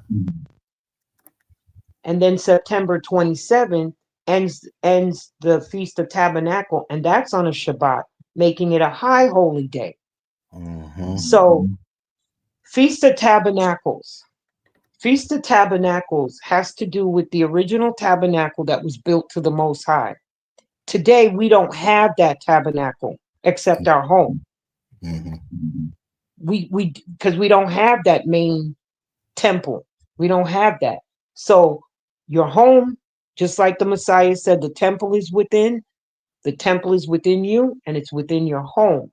So you definitely want to honor tabernacles by, you know, the spring cleaning came about because of our feast day, which they hijacked that. There's a fall cleaning. You should be cleaning for the 4 days of remembrance. Every 3 months, you should be trying to clean your house out for the days of remembrance coming. But now you've got the tabernacles and the high holy day, you want a special meal to that. You don't just want to, put anything on the table because you're ending a feast day and it's on a Sabbath. So based on what I'm hearing and seeing, everything that this year we should, for each of these feast days in particular, we should be doing our very best. We should be going all out to give glory and praises and honor to the Most High. And then Absolutely. this year, this jubilant year of the exchange situation, ushering in Pluto and ushering in the Aquarius age. And so the Aquarius age, the song, because I know you played it already by the Mm-hmm. Fifth Dimension. Yep. Right. So if you listen to the words in that song, it Yep. says harmony and understanding. Mm-hmm. Before you can have harmony or understanding, You got to get rid of 83 because they lack all of that. Right. Right. So that song tells you that in order to usher in the age of Aquarius, you've got to get rid of the wicked. The ignorant. Yeah, you got to get rid of the heathens because the heathens lack understanding. Well, it's not that it's not just that they lack it, they don't want. So in order for Mhm. Aquarius to come in, to be ushered in, we have to have understanding, if nothing else, and harmony, which is the collective with Mhm. understanding. And the heathens, they don't want any of that. They want to, bathe in their filth. So they're not looking for understanding in terms of spiritual awareness. So yeah, they got to go. And actually, that's what's going on now. The Father is not letting, as soulfully sowing seed said, no nation will escape judgment at all. Exactly. Exactly. That's this year. No one's escaping judgment. That's right. You know, I think I can give you another answer for where I think they will be by the time we get to Feast of Trumpets. There are three woes that have to be dealt out to 83. So I believe the second woe may be coming then. Wait a second. Now you just got me. That's the second Baruch. That's my Well, joint. it's also in Amos. It's in Amos. Yep. The first woe of judgment. I believe the first woe of judgment is here. So Amos, let me get to Amos's bow judgment. What is it? Amos, what? The end of 5, and then 6 is the second woe.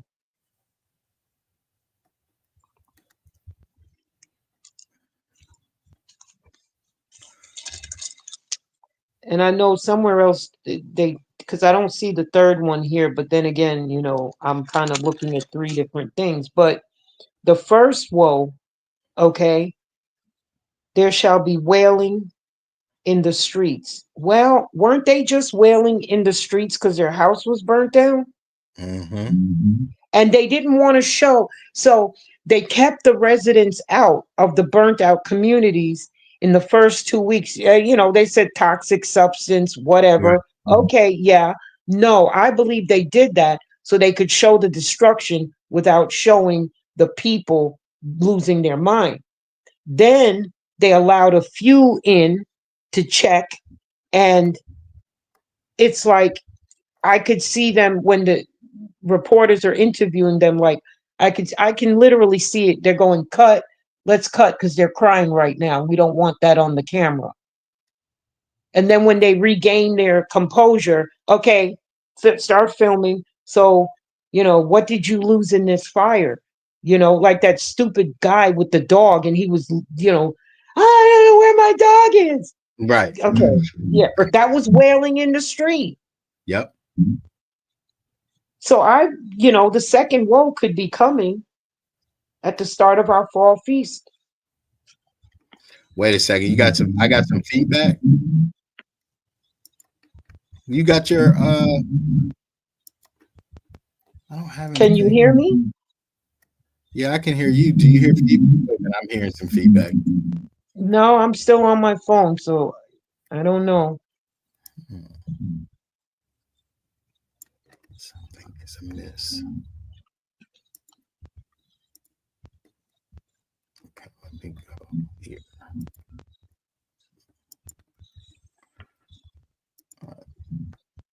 Is it? And what was really interesting was how all of this was happening on the heels of their pagan holidays. Okay, so then so after that we have Feast of Tabernacles ending on a Sabbath. October 8th, we have the first of 4 supermoons. Now, this is a blessing gate. So for me, when it's a blessing gate, I'm gonna, especially if it's a super moon, if it was on a Sabbath, that would be even better, but it doesn't matter. but I'm going to do a little more than the Sabbath meal, but not as much as a high holy day meal. You get what I'm saying? Yep. You Yep. know, so there's like your Sabbath meal, you got 52 of them. So you got to be responsible financially and not be like, I'm going to buy lamb for every Sabbath meal. That may not work with your budget. It's not required. Passover requires lamb only, but the other days you could do a nice steak, so forth. So for this month in October, being that it's in a blessing gate, um, I'm going to declare my obedience to the Most High and to Torah and to open the blessings. And I would have declared it by doing it throughout the year. Okay. So we have four super moons back to back to back. Four: October, November, December. So when you get to December, that's a day of remembrance. It's also a super moon, which is the third or the fourth. You can see Isaiah 26, verse 30, and it's a curse gate. Super moons can bind up our bruises and heal the strokes of our wound. That's according to Isaiah 26:30. That's what you want to ask the Most High to do for you Mm-hmm. on these super moons. Now, your bruises doesn't just mean physical, or it's physical, not just that you got bruised on your arm, but maybe your bruises in your finances, your bruises in how you handle it, your bruises in whatever, and your wounds. And then there's the spiritual side of all of that: spiritual bruises, spiritual wounds, Right. which for me, I would be asking, can you close up the wounds of, you know, okay, I think I got a typo. Stroke. Isn't that Strokes? Where? The 10th month under the gate. I have a typo. Under the gate. Bind up our Yes. bruises and heal And the healed the, stroke. yeah. Yeah. Right. So I caught Stroke, that. Yeah. strokes of our wounds, which Stroke. makes I sense. just fixed it. I just fixed it. So I'll be able to send that out. Okay. And then January, we have a full super moon and it's on a Shabbat and it's a blessing gate. So See, that's I nice. would, right. So I would be doing a peace offering meal. A peace offering meal is the meal that you do for most of these holy days, high holy days. That's when you give your best of the best. Exactly. So the fact that we had four super moons in 2024 during the height of the summer months, back to back to back, that's very rare. Right.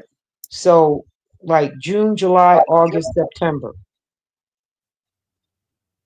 And now Yeah. we got four super moons back to back to back toward the end of our next year. Hmm. Very rare. You know, a super moon, again, that's when that moon looks like it's right in your face, like right there in your, like you could touch it and it's big and huge. That's very rare that you have four of them back to back to back. What does that to me indicate? The four corners of the earth. Yep. We're scattered to the four corners of the earth, and that answered my question. If we're scattered to the four corners, how would we know to keep the feast days in one accord at the same time? It would only be by the full moon. It couldn't be by the sun because that comes up every day. The black moon, well, you might see it you might be, well, they say it's today and tomorrow, so we're keeping it on two different days. The full moon, we see it and we know our feast day would be on its heels right there, right then and there, or the next day. Right. At this point, they're landing on the same day. So we're now more prepared for it. And so Hmm. if we keep the feast days on one accord, to answer your question, all hell will break loose on 83. Right. Exactly. And then February is the end of the biblical year, and it's a regular full moon. And according to the moon calendars out there, March 2026 will be another blood moon. So it's full circle. Yeah, it keeps coming up. Once we align the feast days with these full moons, then the blood moon starts to kick in regular, cuz I don't recall the blood moons being there every year since since that solar eclipse, the last one we had, that X marked the spot. No, I haven't seen that, and that's right. No, I have not seen. It's not been every year a blood moon. We have a wolf moon, blood moon, blue moon. Red moon. This Right. the last couple years, and really in particular since the eclipse, has it been like you know? And then when I lined up everything starting in 2020, that's when I started to notice, okay, hold on a minute. You know, I had a blood moon in 20, no, I had, yeah, a blood moon in 2020, but I didn't have any more after that. But I was still keeping the feast days in accordance to the full moon. And I started to notice that the super moons were coming on the feast days. And once I sent basically 2024, everything just fell right into place. It just Hmm. lined up. Grand Rising, brother Big Judah. Yes, sir. I Shalom, keep brother Big Judah. I I keep can't hearing see the you chat, but No, I'll you just. So everything starts to line up according to the blood moons, the super moons, even the blue moon, which I sent you a picture of 4 different calendars for 2026, because we have a blue moon in 2026, and they all got different dates.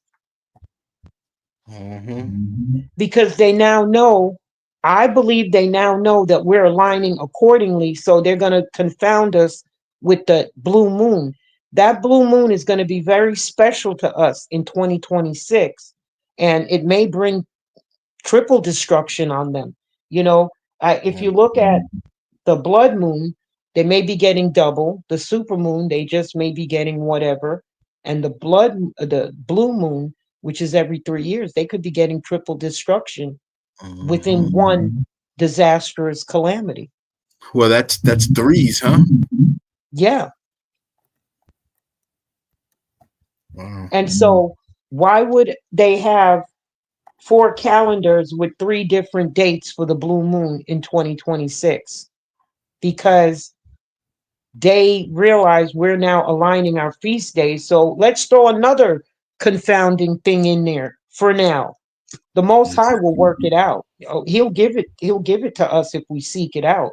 But the fact that I couldn't even start the 2026 I can start these calendars as early as possible, because these full moons, they are lined up in an order. So it's out there. But something just said, Google the calendar for the full moon for 2026, and because I know that there's going to be a blue moon in there at once every 3 years, and I see 4 calendars with 3 different dates for that blue moon, and I'm like, okay, they're on to us. Mhm. They are. Yeah, They can't do nothing about it. no, they can't. They can't, because the a blue moon will occur in a month that has 31 days. Now, the Enochian calendar acknowledges a blue moon, but it doesn't acknowledge a 31-day count, except for the seasonal days. You see, in March, there's 30 days, and then there's that day of remembrance. So that gives you a 31-day count. And so a blue moon has to happen in a 31-day count. So in my mind, to reconcile that out, a blue moon will happen on the day of remembrance. Yep. No, I got you. I mean, this has been, you have given a lot of information. I wanted to share this though, because you had said you were going to Amos, right? Yeah. And this is the 12 woes, Baruch. I just want to leave it up there for people to Good. see, because this is where we are, and this is our cry to the Father for our salvation. This whole chapter, this whole book. So, And so when you look at Amos chapter 6, and he says, "Woe to you who are at ease in Zion, who trust in Mount Samaria." That's the 2/3.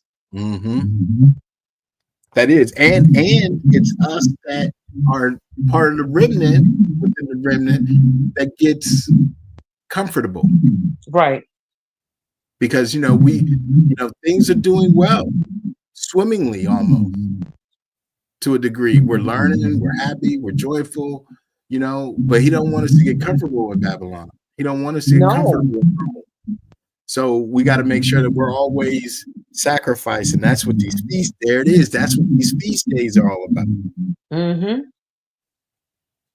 And, like I said, what I notice is that in scriptures, all of them, the books they've left out, whatever, when you read about these feast days, there's always a blessing that follows, or angels that he dispatches. And so when I was reading Baruch, it was actually, I think it was the book of Baruch and Jubilees that confirmed that first fruits, feast of first fruits, and feast of weeks, those two feast days belong together in terms of the celebration, not timing, but the celebration. So when you keep feast of weeks, you get the double blessings by keeping first fruits and feast of weeks.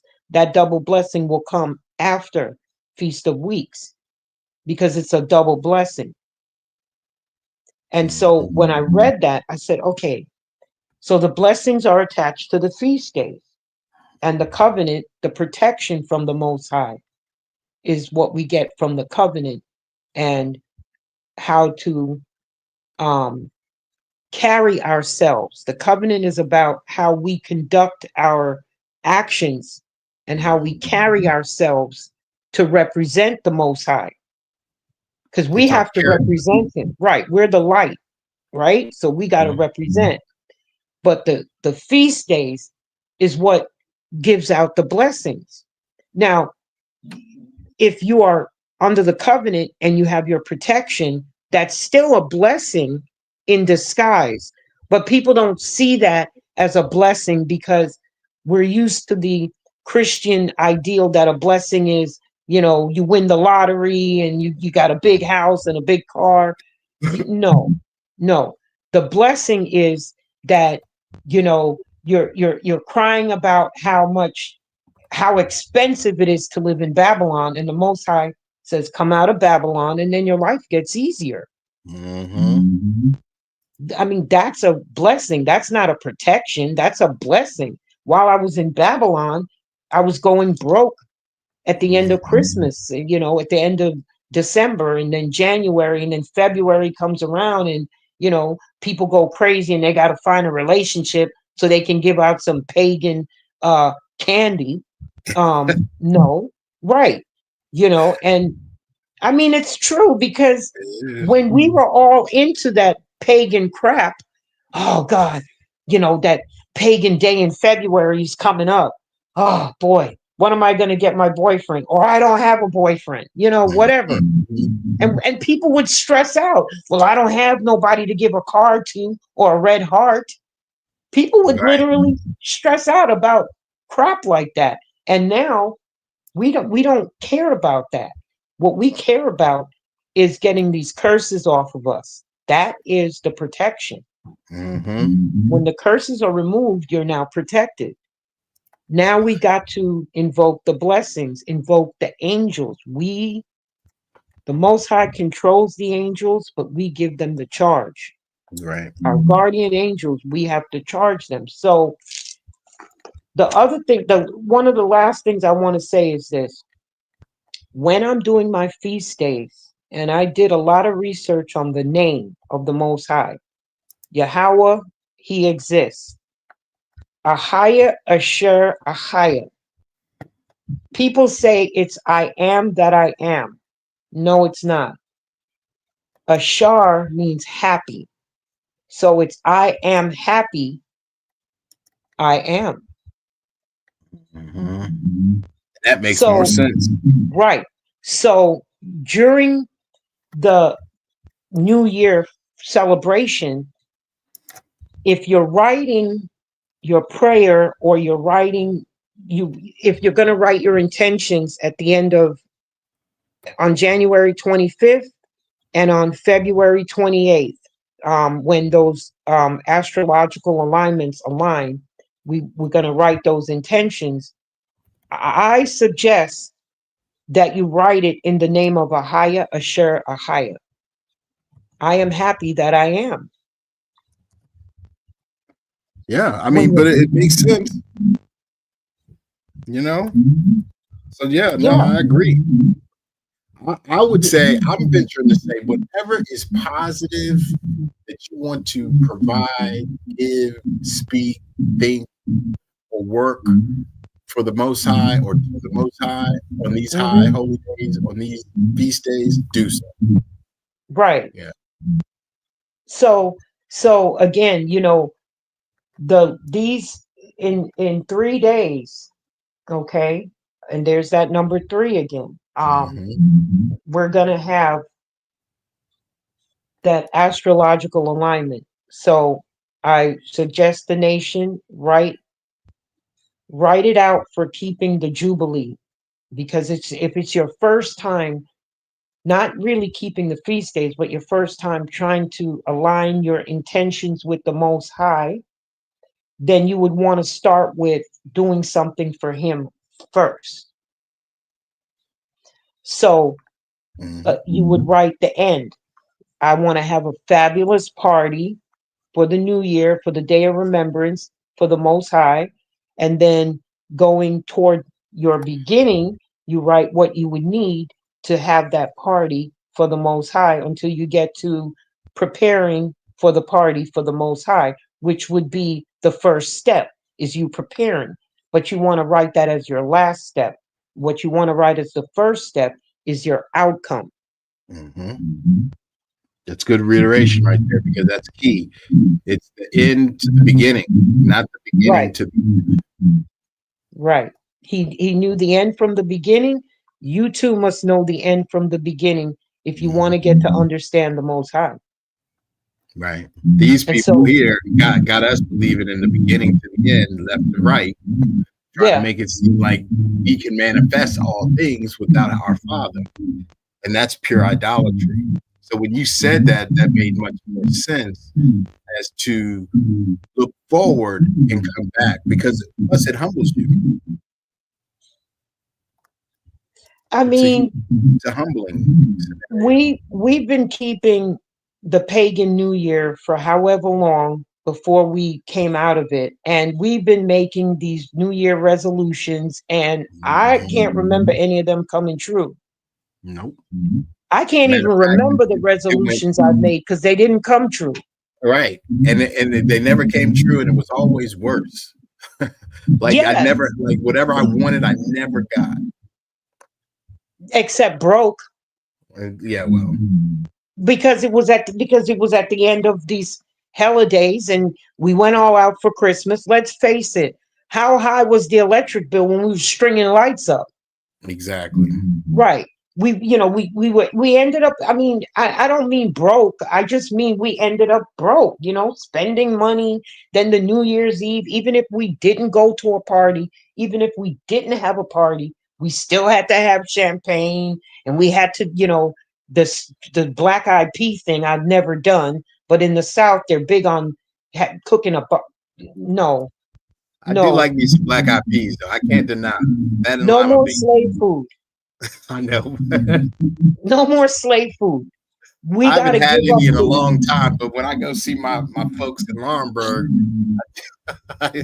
actually, I take that back. No, what they do, what it is, not black eyed peas. It's field peas, different field peas. And in Jamaica, we call it cow peas, and we feed it to the cows.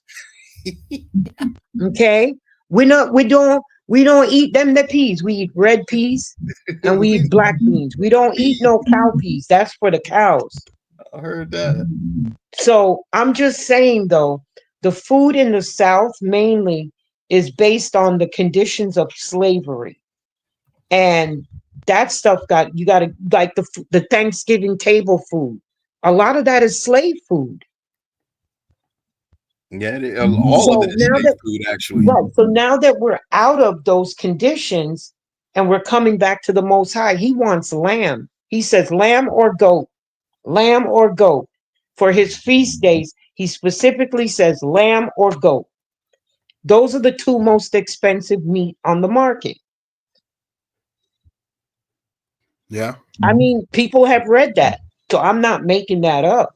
So that's when it clicked. And I was like, wait, I'm not going to have none of this, no sweet potato pie.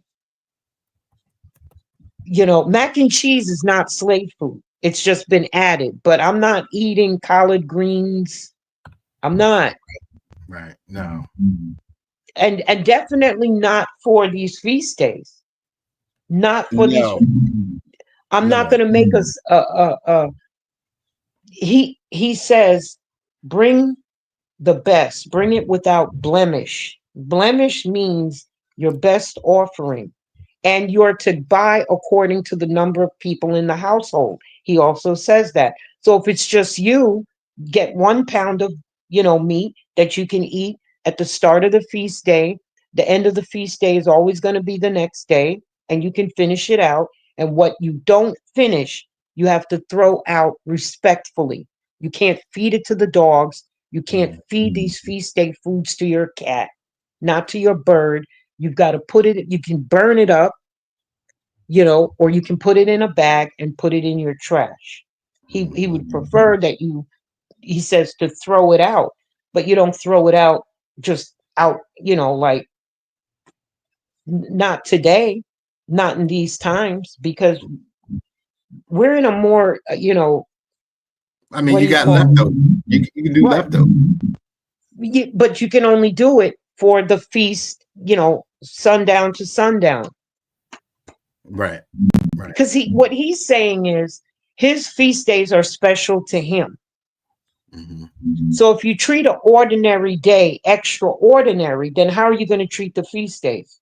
Well, right. Exactly. Plus, whatever you eat, you don't need no more into the next feast day, and that's going to be different anyway. So you And might as well. most of his feast days, you have to feast from sundown and for Passover until definitely midnight, Hmm.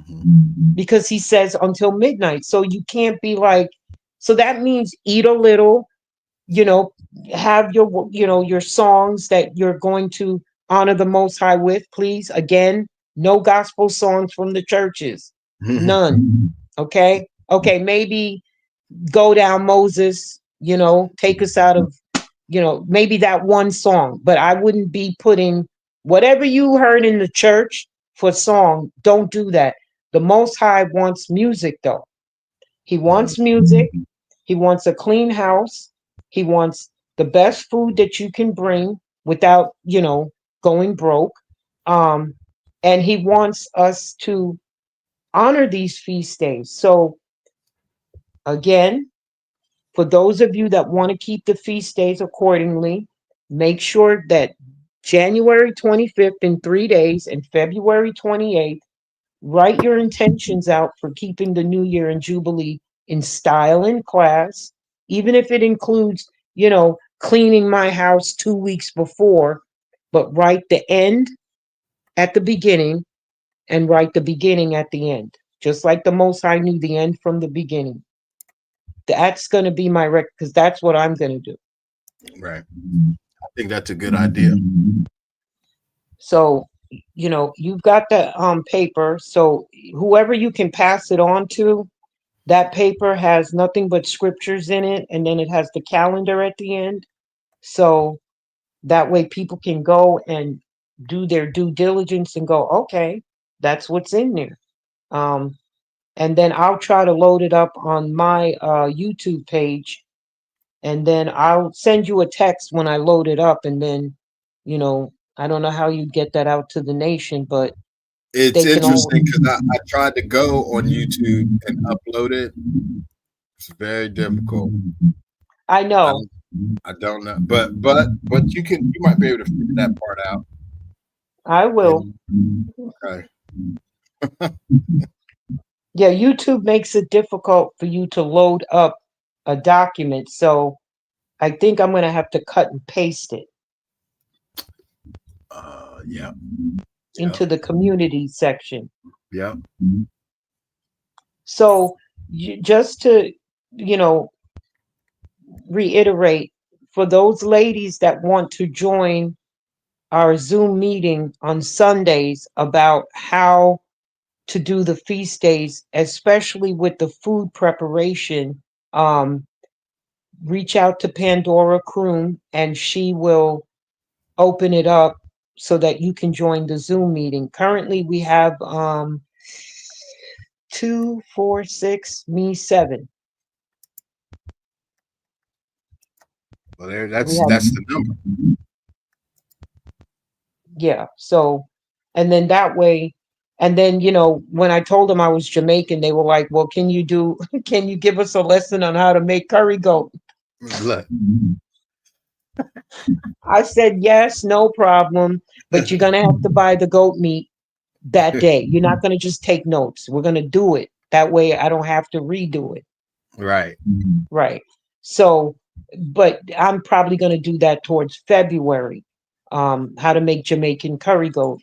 Because again, I make the curry goat for days of remembrance and for any feast day for any other feast day, because Passover is specific. You must have lamb at that table. That's it. The lamb is the key. Yep. I mean, he just keeps mentioning, the Most High just keeps mentioning lamb or goat, lamb or goat. And so, at that point, I said, okay, lamb or goat for the feast days. And then I do steak and a baked potato for Sabbath, which I'm eating steak once a week. That's not bad. No, good too. Right. And so, again, like I said, all I can say is, from I started doing these feast days according to this, even before, I saw blessings from it. But when I started to do it according to the full moon, it was like, wait, why is Wells Fargo sending me a check for $700? Why is Wells Fargo sending me a check for $245? Wait, is this another check from Wells Fargo for $78? I mean, I was literally getting 4 checks a month from Wells Fargo, and I had to call them each time, and they're like, "No, it belongs to you." And I'm like, I closed out my Wells Fargo account in 2008, so I know that they was probably taking money out or whatever. Exactly. So Right, so it's your money anyway. right. We But I just want to make sure I can cash that check, because I'm telling you, once you tell me it's okay, you ain't getting it back. no, not at You all. know, I was keeping the feast days, and I was sleeping one day, and it was 6:30, and I felt like somebody touched my shoulder and said, "Get up and go clean up the human trash out by the road," because I do that every Friday before Sabbath, so my land is clean. I pick up Mhm. all the cups and whatever they throw out because I live on a main road. And it was 6:30 and they tapped me and I said, okay, okay. 7:30, I felt the tap. Go out there and pick up the trash. I'm like, all right. So I drag myself out of bed. I get out there and I'm in the front of the house. And the spirit is like, go down to the roadside. That I mean, like yelling at me now. So I go down there and I'm like, there's only 5 pieces of trash. Well, when I get to the last one, it was a roll of $720. Really? You know when somebody rolls money up and puts rubber band around it? Yep. Yeah. So I'm looking at it. I picked it up with my picker upper thing. I just dropped it in the bag because there was only 4 items in there. There wasn't a lot of trash. And I'm like looking in the bag and I'm like, let me get up the hill to my house. And I got up and I opened it up and there was 4 $100 bills and $320 in 20s. I said, okay, I'm gonna go to the corner store and have the girl slash them bills with the marker. Yeah. So I know it's real. And they were Mhm. all real. And I said, coming back up my house, driving up my driveway, I said, Abba Yah, I will never argue about people littering in front of my yard. No, no, no, ma'am. $720. I swear to God, an angel was tapping me on the shoulder. Why? Because somebody could have pulled over and spotted it and said, turn the car around. Yeah, yeah, that's right. Somebody So was on those, the way to take it. Somebody right. was So on the way to take it. those are my experience with keeping the feast days and being in a line with it. And I mean, I don't like to bring it down to monetary things, but December 29, 2020, I kept the first day of remembrance, which was on my birthday, which I don't celebrate. But, I realized, hey, this is on my birthday. And then before the next season started, which would have been spring, my mortgage was paid off by my older sister. And I told them, Mhm. I'm not paying this mortgage off. I just moved back in this house. And she paid it off. And I didn't know until I got the letter in the mail that said your mortgage is paid off. And that's how we get healed. That's how we get at rest. That's how all this is going to work for us because it's time. It's Yeah, I time for it to mean, work for us. even this year before um the fall day of remembrance, which would have been Feast of Trumpets, September, I'm like, oh, but yeah, I got to pay this property tax, $1,800. I got to find it. You know what I mean? It came due well, it's issued in August and you have till December to pay it. It's now September and I'm like, I got to pay this property tax.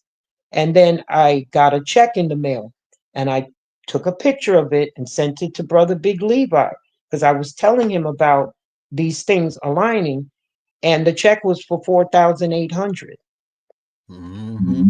So I paid off the 1,800 in the property tax and had 3,000. Yeah. That, And that was a check that I was not expecting. It was from my insurance company, and I had to call them and ask them, "Why are you sending this large check?" And then they explained a bunch of stuff, and I said, "Okay, I'm cashing it. Don't come right. back to me for it." And Right. my property tax got paid off the month after it came out. And yeah, I mean, these things are going to start happening in a major way for us after, in my opinion, after the third alignment. Right. That's And it was that's it was like the Ruach kept saying, now that you see what the feast days are doing, you got to share it with the nation. And I'm like, I don't know because I got to be right because I don't need to lead them down a path where they're getting cursed and they're like, what is she? Like what's up with her? I got to be responsible about saying this is what the most high wants. hmm So I kept, I don't know. And then I sent it to you and you were like, wow. like looking at the calendar, like, oh my gosh. And then, of course, you had the scriptures and all of that. And then That's right.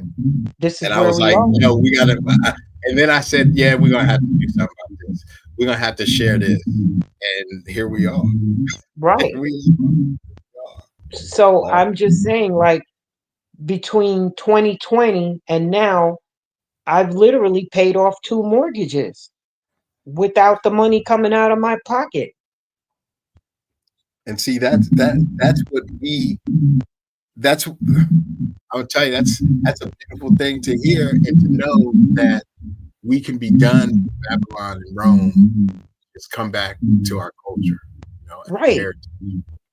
Because in the ancient times, they were seeing all these miracles every time they kept a feast day, whether they recorded it or not, or whether they have allowed us to see it as evidence. But so, yeah, I mean, nation, here's the thing. You follow the calendar. Before you follow it, delve into the scriptures that's attached to it. Make sure what I did was correct. And if you follow it and you don't see any immediate blessings, slow your roll. Wait on the Most High. In all things, be anxious for nothing. Because if you got turned down for one thing, there may be something better. Also, you individual have to check yourself before you wreck yourself. You have to make sure, yeah, okay, you figure out, well, everything she said is correct, but are you correct? Yeah, what's your intentions? What's your motives? What is it that you are desiring truly? And is it Right, for the right? Is it for the right cause? Is it for the Most High? right. And are you coming clean internally and externally? Is your heart clean, or are you coming like, Brother Morio just said, with, because I want to see what I get? No, the most you can say about any vanity type of thing is, Ahia, I want to be a light unto the Gentiles. Now, for the Gentiles, for you to be a light, you got to be a baller, shot caller, right? You got to have a big home, fancy car. But that's not what it means. What it means is that whenever they look on you, they see something that's not in them, that's special about you. So if you say to the Most High, I want to keep these feast days so I can be a light unto the Gentiles, He's going to give you those tools to shine. Yeah. So make sure you're coming clean within your heart, that you don't have any dirty deeds out there or any nefarious, intentions. Well, I just want to win lottery. I'm not going to ask for lottery, but I'm doing this because I want the blessings. Right. No, you're doing it because it honors the Most High, and you can only honor Him with the best of your best. And that's why He gives specific requirements for the food that's going to be at the table. So that's basically what I got to to tell the nation, that this calendar has not let me down. And it doesn't conflict with the 7-day Sabbath, because you got to keep the 7-day Sabbath. That was created at the beginning of creation. The feast days was created before creation, because they were kept in the heavens. Right. So you got to know kind of what the difference is between the two, so you don't get confused and start looking at a new moon and try to count your Sabbath from that. That, first of all, that's going to be very confusing, because every month you got to look for a moon you can't see and then count 7 days. The Most High is not that complicated. He's only complicated when he doesn't want you to know the information. Exactly. Then he hides a thing. Right. That's right. Well, I'm gonna say this. It's 11:16. We've Oh, wow. come to we've come to a complete full circle, and it was an excellent informational, informative show, and I appreciate that. And we'll do this again.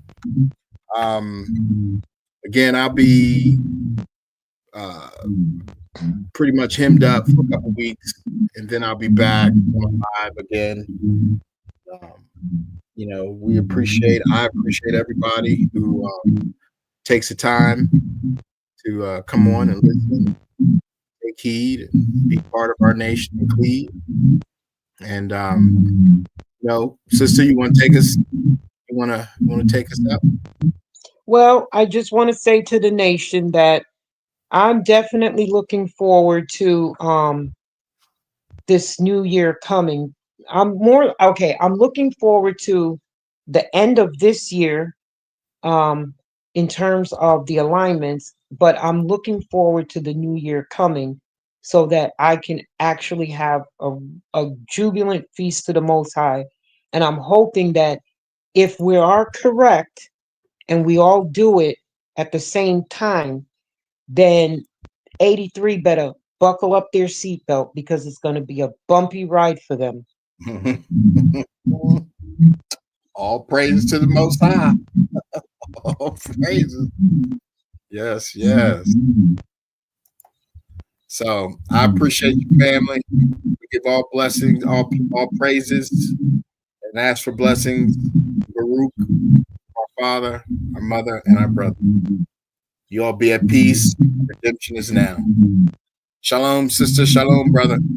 Shalom, shalom, brother Sly. Shalom, brother Moriel. Again, thank you for having me on. Shalom, family. It's a Baruch pleasure. Hashem. Yep. Shalom. Shalom. Shalom.